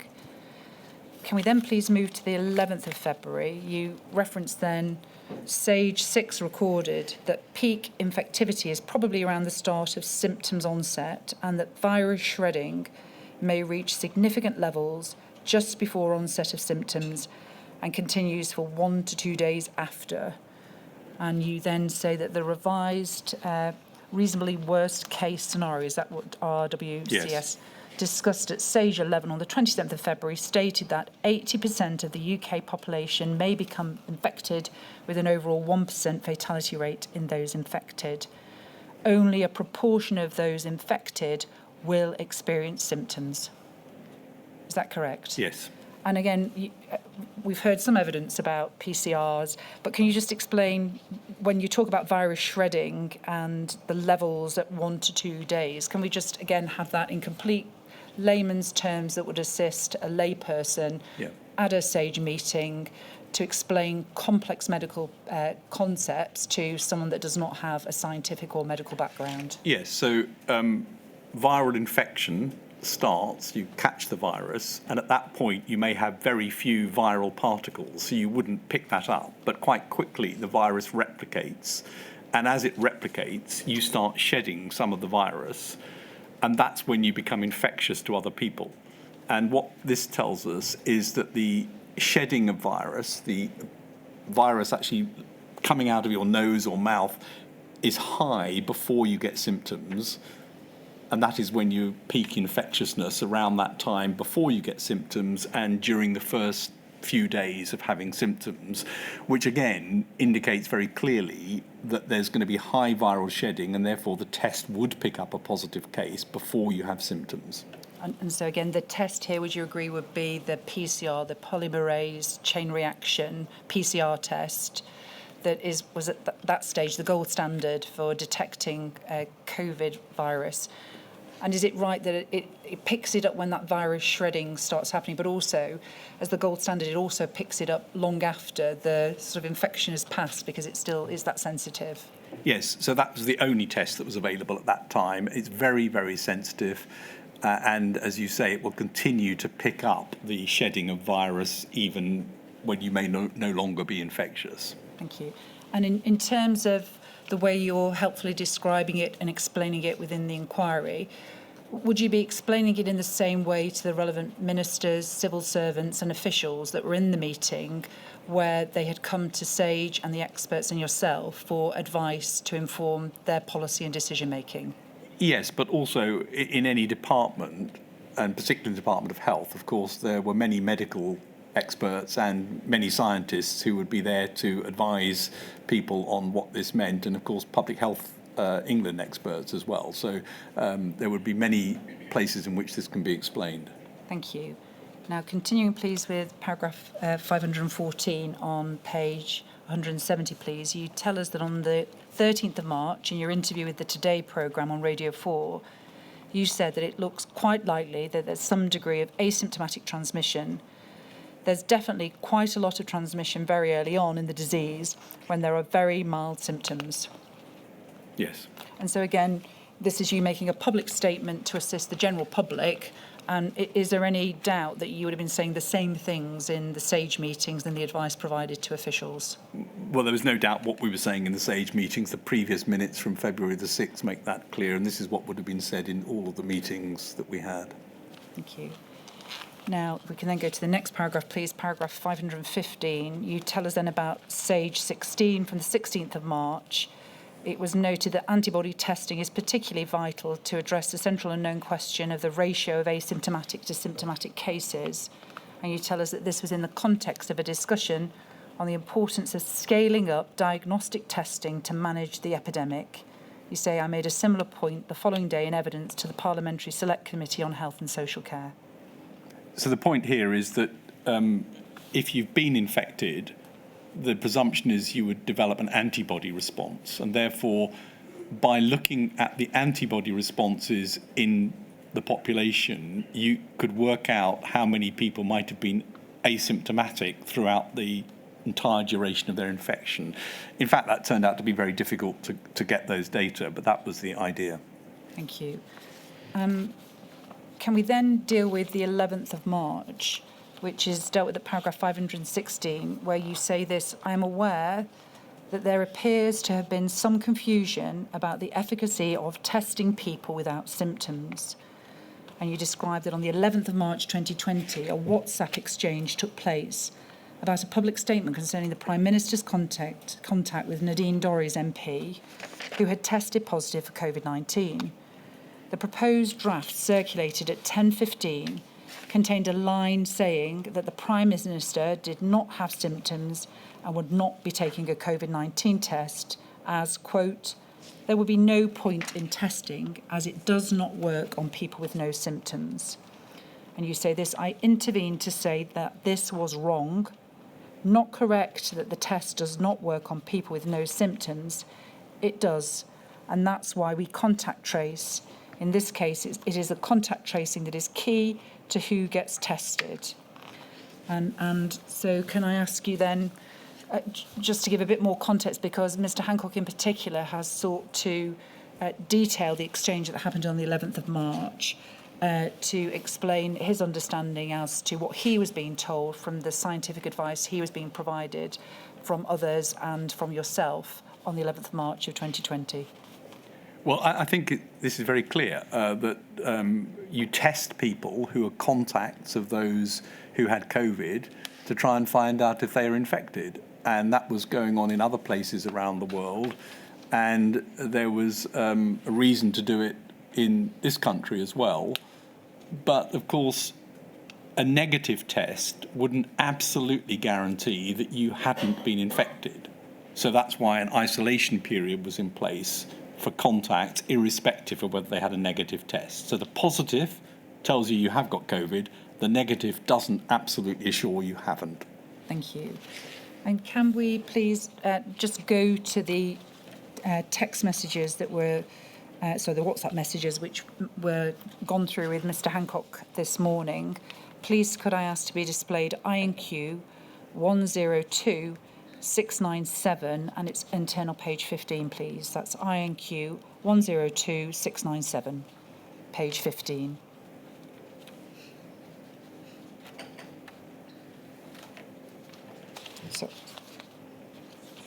Sorry, 16. Sorry, my format's slightly different. Thank you. We can see, thank you, at the top of that page, we can see the exchange that's happened. If you can see that perhaps if you read for yourself more than I going through, it says, having spoken to Chris Whitty, and this is and Public Health England people, I'm with now, Patrick, what you've said is not right. The clinical advice I've had is that the test is not reliable on people without symptoms. The reason is that there are so many false negatives when there are no symptoms that testing is counterproductive. Can the scientists please clear this up urgently? And then if we follow it down, we can see then Chris Whitty saying not reliable is correct. It can pick up some asymptomatic cases, but not advised. And then we can see again Chris Whitty saying, Patrick and I will do a joint note, not on WhatsApp, on testing. And if we go over the page, please, to page 17, you say at 10:47:22, agree, not reliable, not does not work. And so can we be clear about what you say this exchange represents, particularly in the context of the other occasions when you had discussed the issue of palsy or no symptoms and testing? Yeah. Well, I was worried that the view that this didn't work would obviously mean you wouldn't use it at all for contact tracing. That was not correct. It did work, but it may miss people and may give people a negative result who actually were infected. And that's then a policy choice as to whether you want to use that for contact tracing or not. And I think that's, to some extent, the exchange that Mr. Hancock was presumably having with Public Health England officials and others. Was there any difference between your opinion and that of Professor Sir Chris Whitty's? I don't think so. Thank you. And if we then go back into your statement, please, we've used the underpinning document that Mr. Hancock wished us to go through, but can we go back to your witness statement 238826 at page 171, please? Again, what's using... Thank you. That's thank you. We can see essentially you set out in your module 2 statement the exchanges over WhatsApp that we've just looked at together. Can we then go over the page to 172? and to paragraph 520, please. You say this: following this exchange, I sent a message to the Chief Medical Officer asking if he could draft something on testing. And in quotes again, you've got, it's not true to say it doesn't work. It can detect cases but would miss a lot, and so isn't recommended. And you say again, this refers to using a negative test result to assert that someone is definitely not infected. The Chief Medical Officer expressed his agreement and commented that this was a classic example of why government by WhatsApp is not the way to deal with these kind of things. Is there any expansion you wish to say about that paragraph, please, Lord Valence? Well, I think it was clear that Chris Whitty would then make sure that within the Department of Health this position was clearly understood, and that the fact that the tests did pick up people who are asymptomatic, but not necessarily everybody who was positive who's asymptomatic, and could take that into account with their planning on what their policy should be. Now, can I ask you from your perspective, where you have the Health Minister having, I think, some confusion or needing clarity, when we looked at the 11th of March, can you help us in terms of on the range of whether that's concern or understandable, depending on where the advice is coming from, your views, bearing in mind particularly that this is the relevant minister that's making policy and strategy decisions? Well, I was obviously worried that he was getting advice that thought he was getting advice that it didn't work, because that's incorrect. I was perfectly happy with the idea that he was getting advice that says it may not be reliable. That is correct. It may not pick up everybody. And they were important distinctions. So once that was clear, I was happy that he'd understood the position, and the people in the department were then reinforcing that. Thank you.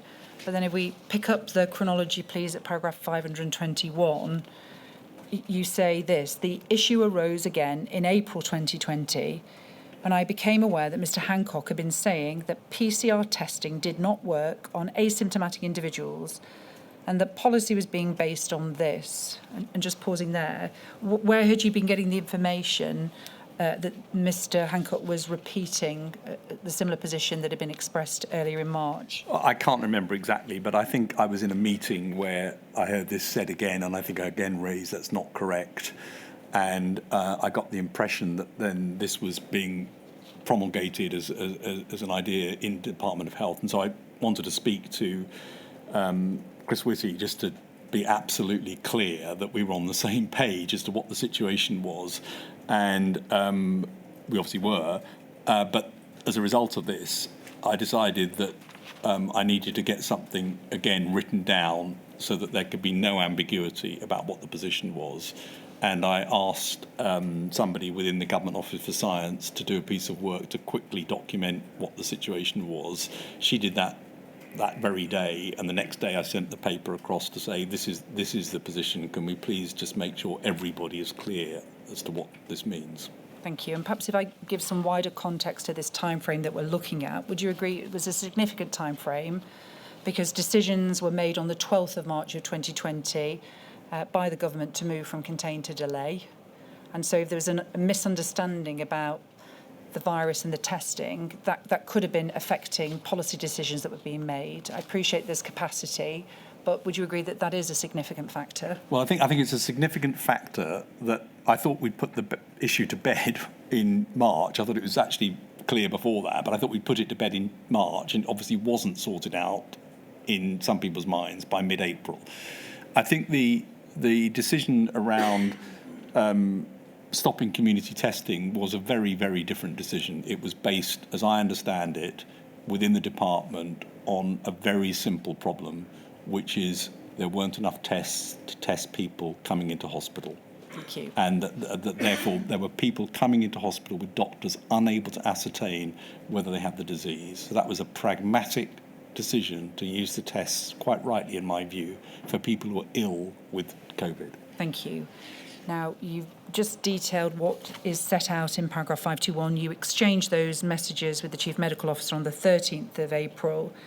And again, you confirmed that while the test was likely to be less sensitive in asymptomatic people, it was not correct to say that it did not work. And you say, I added that while it was not known whether it was helpful or not to test asymptomatic people, South Korea was doing so. And you detailed that the Chief Medical Officer expressed agreement and said that he had changed a document to reflect this. And can you give us any more detail? What was the document that he had changed to reflect this? Does that suggest... I think it was probably their testing strategy document. I can't remember exactly which document it was. And again, we've looked, and the inquiry, I'm not going to take you to testing strategies. We know that there's a lot of documentation as to testing strategies as it evolved to the strategy of NHS Test and Trace were evolving over April. You then go on to tell us, and so I think the paper that was produced, if we could just briefly display that, it's INQ 871777. That's INQ 871777.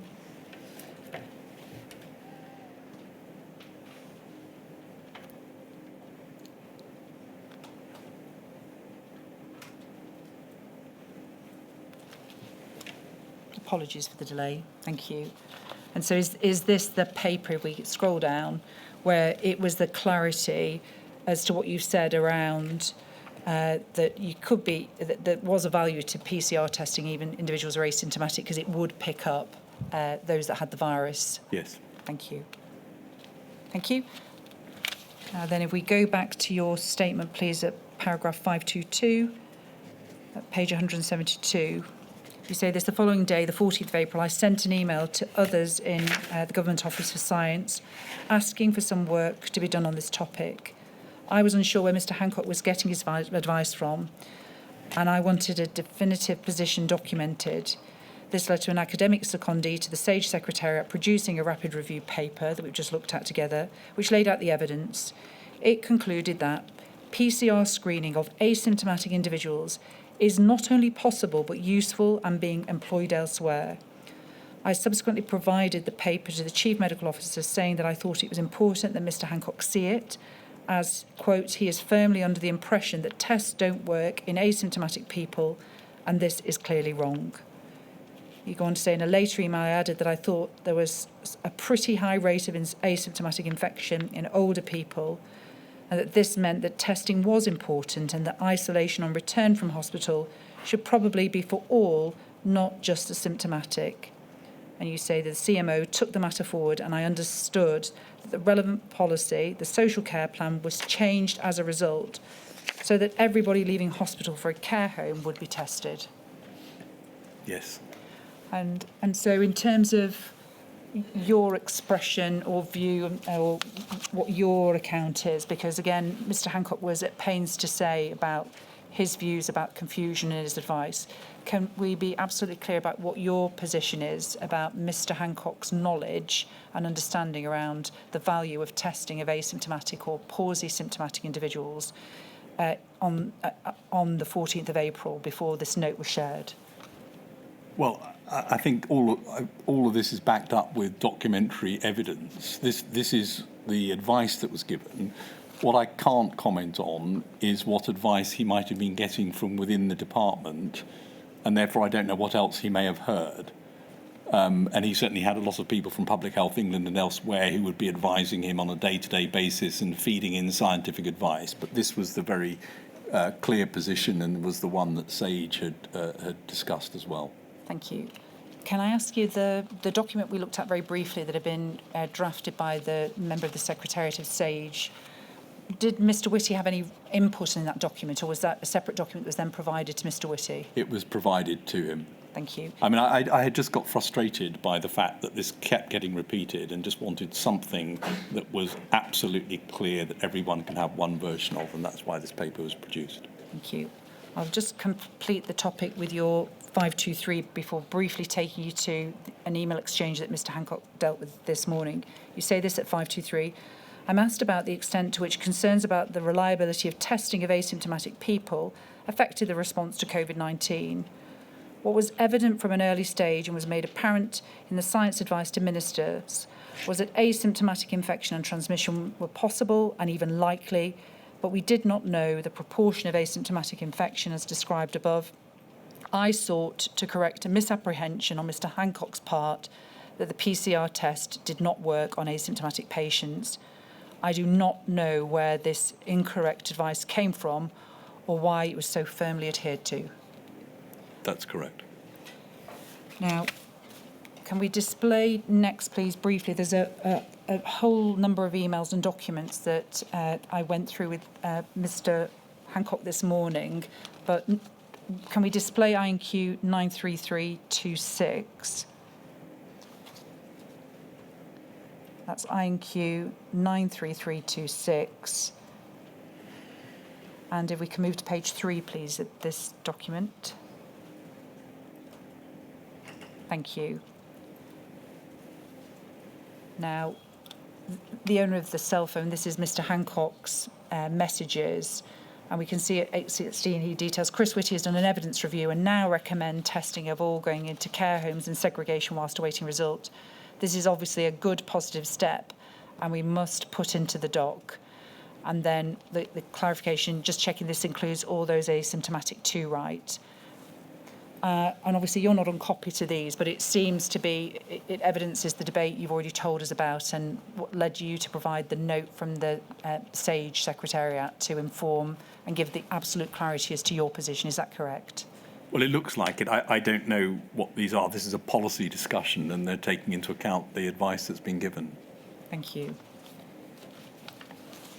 I'm not going to take you through all of the exchanges that Mr. Hancock produced and we went through this morning as to emails to evidence how that informed the change in policy. But can I ask you, because there was a suggestion that on the 11th of March, the exchange we looked at, the WhatsApp, off the back of Nadine Dorris exchange, if we call it that Mr. Hancock was saying that he had expected a paper from yourself and Mr. Whitty, and that the next he heard anything in reality was the 14th of April. So some suggestion that had there been any ambiguity about confusion or what he needed to know, he would have expected a paper sooner than the 14th of April. Lord Vallance, is there anything you wish to say to respond to the evidence we heard this morning on that topic? Well, I think we've just seen it, that I had an exchange with Chris Whitty saying, is it now clear that asymptomatic people can test positive? It's just that not all of them test positive. To which he said, yes, we just looked at it. And I said, will you now deal with that in the department, or words to that effect? So I think that was dealt with. Thank you. Just excuse me, there's one document I need to go through with you, and I've just mislaid it, so I do apologise, Lord Vallance, for keeping you waiting. Thank you very much indeed.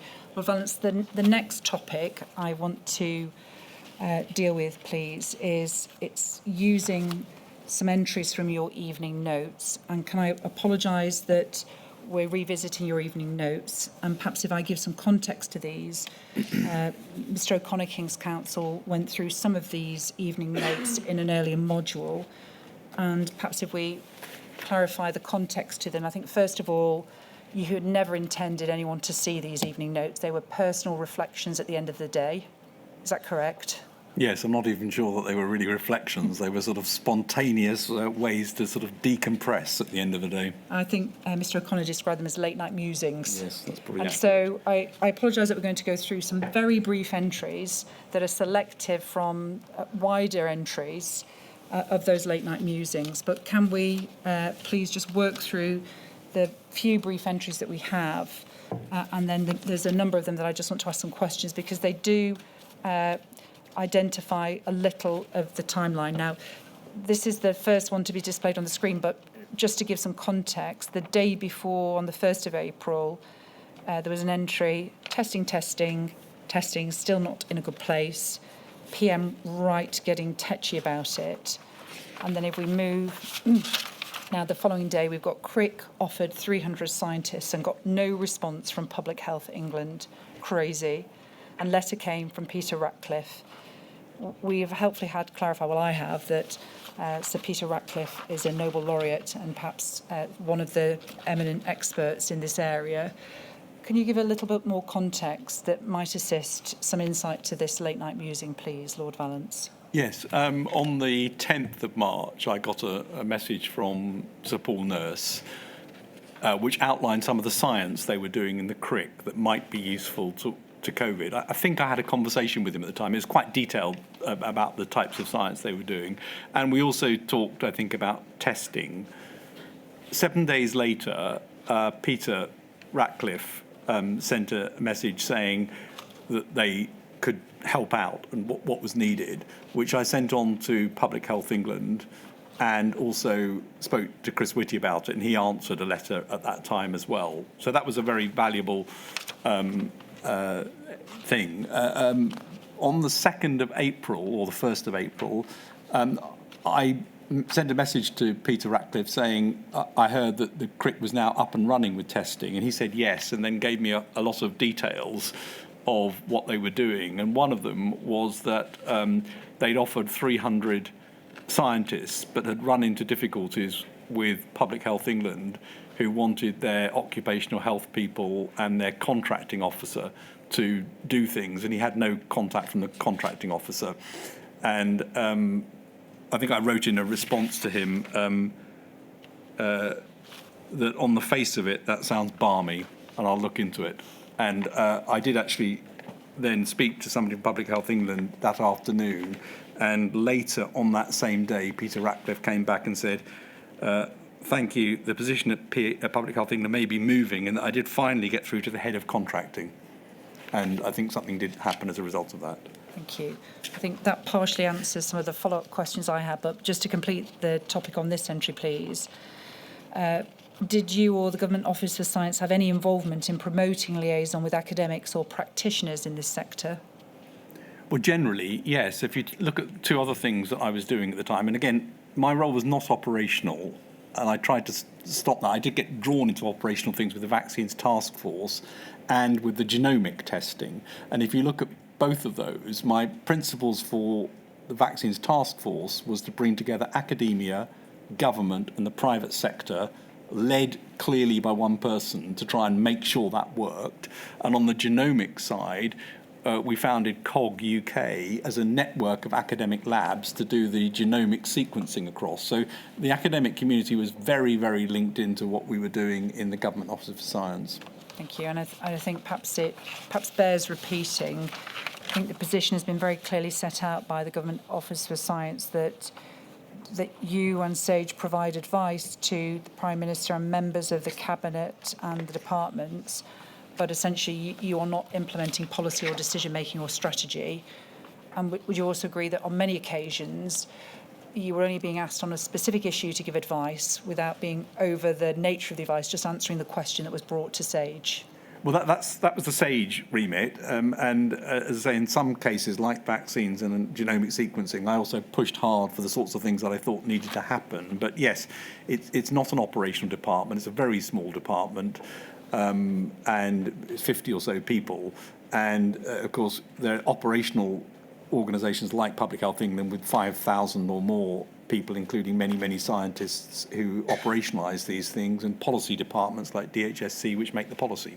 Thank you. And then can I ask a follow-up question again by reference to this entry relating to the offer from the CRIC? Could you assist as to what steps you took to ensure that government took such offers seriously? Well, every time I got an offer from somebody that I thought was credible, I made sure Public Health England knew about it. And then, of course, it's up to them to make sure that they either take it or don't take it as they're trying to design a system. Thank you. And then can I capture then your view and assessment of the scientists and expertise that existed at the CRIC and the capability and offer that they were making to government as to your views of it as a helpful and useful resource or otherwise? Can we just perhaps contextualise your view? The Crick Institute is absolutely the top research institute in this area, not in infectious diseases, but in general in biomedical science, one of the top institutes in the UK. It's full of absolutely outstanding scientists. It's got a very well-funded structure. It's got core facilities that allow you to do things at scale where necessary. And it's got 2 Nobel Prize winners in it. It's an outstanding research institution. Thank you. Can we then move, please, to the next entry from your evening notes, please? 14th of May. Meeting on test, trace and isolate, and for some reason neither Chris nor I have been invited. That's the Chris there, is that correct? That would be Mr. Whitty. Dido Harding is impressive and has finally got a grip on the TTI stuff. is there any other information or context you'd wish to give that assists in any way with this entry in the evening notes? Well, I'd become extremely worried during March that the capacity and capability of PHE to do the testing that was required was lacking. And there may be all sorts of reasons for that you need to ask them and their chief executive at the time, Duncan Selby, about. But I was worried about it, and there'd been a push from number 10 to have a much more determined approach to trying to get this scaled up. I don't know how Dido Harding was appointed to this, and I don't know how the actual structure was decided. But obviously at this moment, I thought, thank goodness somebody's taking this seriously and trying to get on top of what we need to do to get testing scaled up and active. Thank you. Can we move then, please, to the next entry of the 18th of May? You can see TTI now talking about 500,000 tests a day. Must recall that the reason that ONS is doing the study is that when I asked PHE to do it, they said no, in brackets April. And the issue of testing asymptomatics, brackets, or not testing, that was a pure DHSC refusal until I wrote the email, remember, DHSC tried to stop. Again, if you're able, Lord Valence, is there any additional context you'd wish to give to this? Well, there are two different things here. There was the issue of community testing, and community testing was about trying to get, on a regular way, an assessment of what was going on across the country. So it wasn't diagnostic testing, it wasn't test, trace and isolate, it was to try and work out where the infection was, how many people had it, how it was changing over time. And it was something that SAGE had asked for very early on. And in fact, if you go back to exercise Alice from 2016, one of the exercises around this, that said that sort of thing needed to happen. And we had said repeatedly, we need this information. And there was a very important meeting in April, I can't remember the date, when the person from PHS said, we can't do it. And at that point, we asked the Office for National Statistics, said, can you do it? And they said yes, and so they took it on. That was an important part of it. Thank you. Can we then move to the next entry, please, from the 27th of May? And again, Lord Valence, I've already caveated that these are out of context. There are plenty of other notes, and it's not said that all of these entries represent everything you were making notes about relating to test, trace and isolate. But can I ask you about the 27th of May entry, TTI, lots of lock them in filing cabinets type approach to isolation. I said clearly that SPI-B said incentives more important than punishment to those who don't. PM agrees, but DC, pausing there, is that Dominic Cummings? I should think so, yes. And CX, is that for Chancellor? Yes. Very against regards fairness is a big issue. And the Dominic Cummings position undermines it. The meeting on TTI was a shambles only saved by Dido. Again, is there any further context, if there is any, to provide? Well, I think it's clear from other entrants in my witness statement that behavioural science was very, very clear that incentives were more likely to work than punishment, and gave several examples of the types of incentives, which can be practical help with isolation, it could be monetary help, it can be sick leave pay. There are a number of things that the behavioural science indicated would help. But clearly in this meeting, it was one where people were going in another direction. Thank you. Can we move then next to the 6th of July, please, where it's recorded NHS Test and Trace has now done what we said and set up a central team, in brackets the feds, close brackets, to assist local responding, in brackets, exactly what Germany did. Can I ask for clarity around this? And I don't know whether you can give further context. We've heard some evidence that in Germany they operate a system where essentially universities are on stand down but have an ability to agilely assist, which is part of the German federation system to scale up testing. Is that any relevance to the reference to the Germany did in the feds? Well, yes, it is partially. I mean, they have a Lander system anyway of government, which is very decentralised. It's very different from the UK. And they had a system which brought together academia, industry. So they have a lot of diagnostic capability in industry in Germany, and they brought that together. But they then had a central team that could supplement that if needed, and that's what this is referring to, the idea that you have local application, whatever that is. It could be government laboratories, it could be industry laboratories, it could be academic laboratories, and then supplement that with I call them the feds here, to send people in when you have a need for more help. And can I ask you, Lord Valence, we've heard some evidence last week and touched upon it this week about the value of universities being utilised and their laboratories as a potential source for scaling up in future pandemics. Is there any view, perspective, input you'd like to provide on what was on one view from Professor McNally indicated as a potential area where her ladyship might wish to consider, bearing in mind the financial sums that would be needed to retain or supplement the universities that could provide that scaling up role? Yes, so one of the principles in the 100-day mission that we said was make the exceptional routine. In other words, use things that are used routinely so you can scale them during an exceptional time. And obviously we do have laboratories right the way around the country that could be used.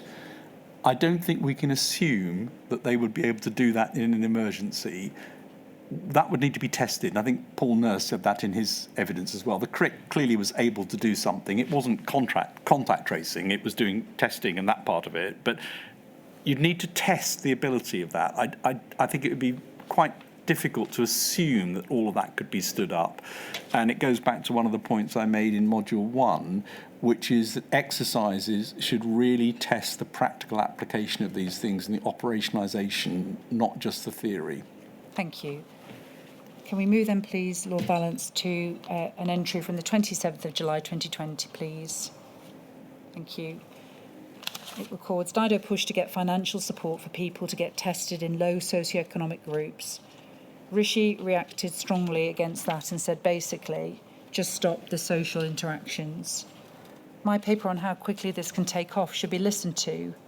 Hancock came in and said, delay the August the 1st additional measures opening up. But the PM says he wants to stick with the August the 1st measures. Rishi is getting very excited about it all and suggested everyone gets tested at work. It's perfectly obvious to me this could get out of control again. PM Dido, who was very robust.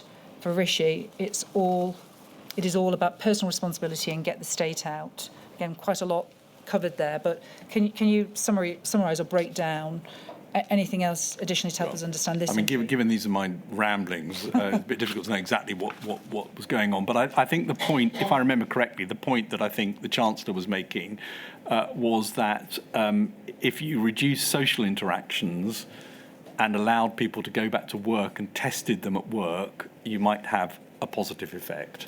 I think that's what he was pushing for. Thank you. Can we then move, please, to the 3rd of August? Sorry, I was asking we can move on to thank you. The next note, please. It was pointed out that I pushed very early on to decentralise testing and be more like Germany. I put CRIC in touch with PHE several times. I think we've perhaps touched upon it, dealt with this issue. Is there anything else, Lord Valence? I don't think there's anything else to add to that. Moving on then, please. The next entry, 6th of August. Thank you. People changing all the time, e.g. no one knows who actually is in charge of Lighthouse Labs. Like wading through treacle to see process from start to end of testing process. Continues the operational mess, confirmed that PHE has had its science stripped out over past decade.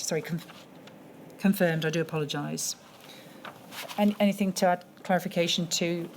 I think the Lighthouse Labs are obviously set up under the TTI framework. There was advice being given into the Department of Health at the time, including scientific advice from others. I think John Bell and others were involved in this. I wasn't involved in this operational side of it, and obviously in that meeting it was quite difficult to see who was actually leading this on a practical day-to-day basis. Thank you. Can we move then to the next day in the which may be my fault, by the way. I mean, it may just be I couldn't see it. And if it is this, Lord Valence, that we've heard evidence about the system and who was involved. Thank you. The 7th of August, OMG, discussion with testing lead Emma Stanton. She has no scientists on her team. Why, oh why, is DHSE at this stage, at this point in the pandemic? Spoke to Chris, and again, is that Chris Whitty? Yes. And have a plan to help her, but what a mess. Well, I was obviously just surprised that Emma Stanton, who I think actually was very good, didn't have the science support from within the department that I thought she required. Thank you. We move on to the 12th of August, please. And in fact, there's 2 entries for the 12th of August. We see PM very agitated about getting new higher throughput tests going, freaked out because apparently Chancellor told him this morning there is no money for an SR. Pausing, what's an SR? Spending review. Thank you. They have finally clicked on the issue of clock speed. Backward contact tracing only started yesterday, but Dido is trying really hard. Again, can you give any further? I think maybe the only point I would put, I mean, because some of this is about money, but the point that I would make is that backward contact tracing is something that is really important to pick up clusters and to stop clusters spreading, and was a repeated advice from SAGE right from February onwards that is an important part of the system. So it was disappointing, to say the least, that backward tracing took quite so long to get started. Thank you. And then moving to the next entry for the 12th of August, please. Then 2 hours with PM, Dominic Cummings, Chief Medical Officer, Case, Mercer, and a couple of others in next 8. I don't know what that means. No, thank you. Imran, and is that Imran Mercer? No, Imran Shafi. Thank you. Set us up well with some facts and figures and built from the what we know, what we don't know paper. Then did 4 big areas: behaviours, tracing the virus, outbreak management, and is the NHS ready? We voted red, amber, yellow. First 2 got lots of reds and ambers. Pausing there. What's the red amber vote that's relevant here? Can you give any extra context to that, please? Well, it sounds like it was a meeting where trying to look at what we knew in those areas and what was actually being operationalised, and people were being asked to say whether we were, green, all good, or red, not good at all. Thank you. And then we say instincts of this crew is to go for more enforcement and punitive measures. We suggested more carrot. Pausing there. Who's the we? That would be a SAGE recommendation. We suggested more carrot and incentives required to make people take a test, self-isolate, etc. But they always want to go for stick, not carrot. Who is the they that preferred the stick to the carrot?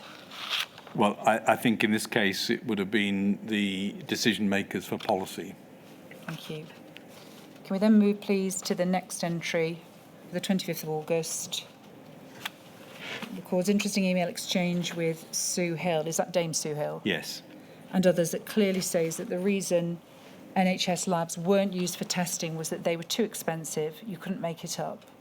And so, Lord Valence, is that relaying some information you were provided with that had come from Dame Hill? Well, I asked why we weren't using more regional labs, and the answer I got in an email from the same date is one of the reasons that the NHS labs had not increased capacity was the cost of the testing needing further funding, etc.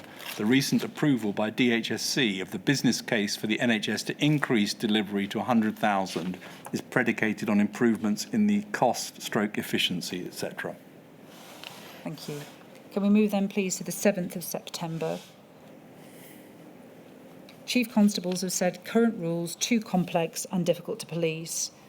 Chancellor blocking all notion of paying to get people to isolate, despite all the evidence that this will be needed. Lord Valence, is there any extra context? I don't think there's any. I mean, that was presumably in a meeting that I was at.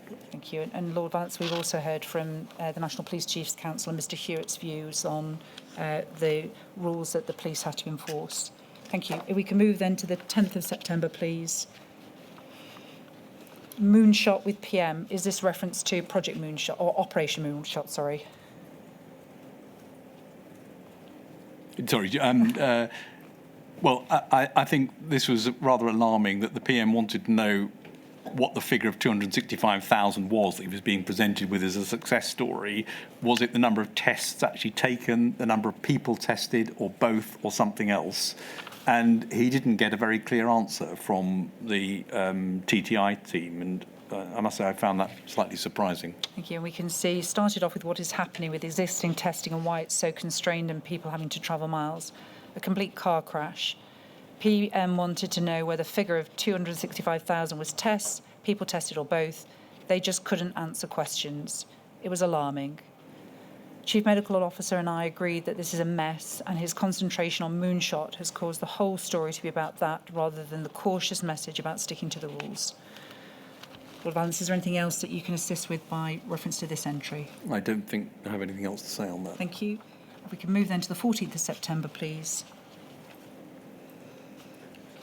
Ray PM, we got him to understand the need to separate the TTI and the Moonshot, have clear accountability for the latter, stop talking about it, and get TTI sorted out with priorities published. Is there any... Well, again, I think that's pretty clear. Thank you. 2 days later, please, 16th of September. Testing has the loo roll panic phenomenon, where it is overwhelmed because people perceive shortage. Simon Stevens says NHS labs are at 100% capacity. And is the loo roll panic phenomenon a reference to the public and how they stop buying? Yes, I mean, it was just, I think somebody must have said that in the meeting, that obviously at the beginning of the pandemic, everyone went and bought loo rolls, and suddenly there weren't any loo rolls anywhere, and that's a sort of behaviour phenomenon. And there's a worry that because the message was that testing was in short supply, people may go and get tested and use up all the short supply, and we'd end up with a problem. I think that's what this refers to. Thank you. For balance, I've just 4 more entries, and I suspect then I've utilised all of my time with you. If we can move to the next page, please. 25th of September, PM, punish people who won't self-isolate, punish people who aren't doing the right thing, close some pubs and bars. We need a lot more punishments and a lot more closing down. I put a message in chat that support and engagement, very important to get adherence up. PM ends with massive fines, massive fines.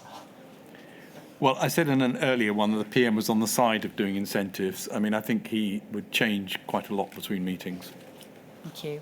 And again, against the time frame, we know the decisions that were being made around isolation, payments, and also the enforceability of isolation that came in place in England, first of all, and then later in Wales. We can move to the next entry, please. 25th of September, PM obsessed with testing again, wants to know why not ramped up and why is turnaround so slow. PM asks, why is the orange line in the graph so wonky? Dido explains that things happen that mean their performance is not linear. Is that essentially just someone like myself that would struggle with interpreting the graphs when they were presented? Possibly. I can't remember the specific example here. Are people actually doing self-isolation? I argue that low levels of isolation is the key. They, of course, go straight to enforcement. PM says, we must have known this wasn't working. We have been pretending it's been, whereas secretly we know it hasn't been. Hancock lets out a big sigh. Hancock says other countries are asking him, how have you managed to do this? Is there any other context you can give? Well, this is a very fraught time when the prevalence was going up pretty fast, and it looked like things were getting out of control and would get out of control to the extent that further very serious restrictions would need to be placed. And I think this reflects some of the anxieties at that time. Thank you. And finally, on the evening notes, 28th of October, please. Sorry, there's 2 more. I do apologise. I've given false hope. 20th of October, Dido gave a further upbeat assessment of where test and trace is. How correct is this? They now have a support package in place for isolation and are calling people. They say 15 to 50% adherence. PM completely obsessed with testing as a solution, even as numbers so bad that it's obvious more action is needed. Well, there are 2 things to say here. It's really important as we talk about testing to remember testing's only done for a purpose, and the purpose in this case is to isolate and try and make sure that isolation occurs. If the isolation isn't happening, then the testing isn't really doing what it's supposed to be doing. And again, this was a time when the prevalence was going up very fast. And I've made the point in previous modules that test, trace and isolate doesn't work when the prevalence gets so high that it's swamped. It stops being effective. And finally, just the last entry, please, which now, in fact, it's the 7th of January 2021. I'll just read this. PM meeting, testing performance looks much better. Now the challenge is self-isolation. Dido saying we need to get better schemes in place to help people isolate. PM says we haven't been ruthless enough. We need to force more isolation. I favour a more authoritarian approach, close quote. Rather late in the day, the PM is understanding that incentives, in brackets, or removal of disincentives, close brackets, need to be in place to help people, but his instincts are punishment, not help. Sounds like a good testing system is gradually coming together and will be ready when lockdown released. Is there I anything? think that was the position. Perhaps, Lord Valence, that's our time together up, and appropriate place to end. Can I thank you for answering my questions? My lady, there are no core participant There are questions. no more questions for you, Lord Vance, and I think it's probably the last time we're going to place the burden on you. I'm truly sorry, because I do understand how difficult it must be. I appreciate you are now in a different role, but thank you so much for all the help that you and your colleagues have given to the inquiry. And maybe as a minister, you may be able to in a position to help implement any recommendations I make. I hope I will be. Thank you so much for your help. Very well. I shall finish now, and I shall return for a 10:30 start on Tuesday, the 27th of May. Thank you, my lady. I hope people get a decent weekend. Thank you.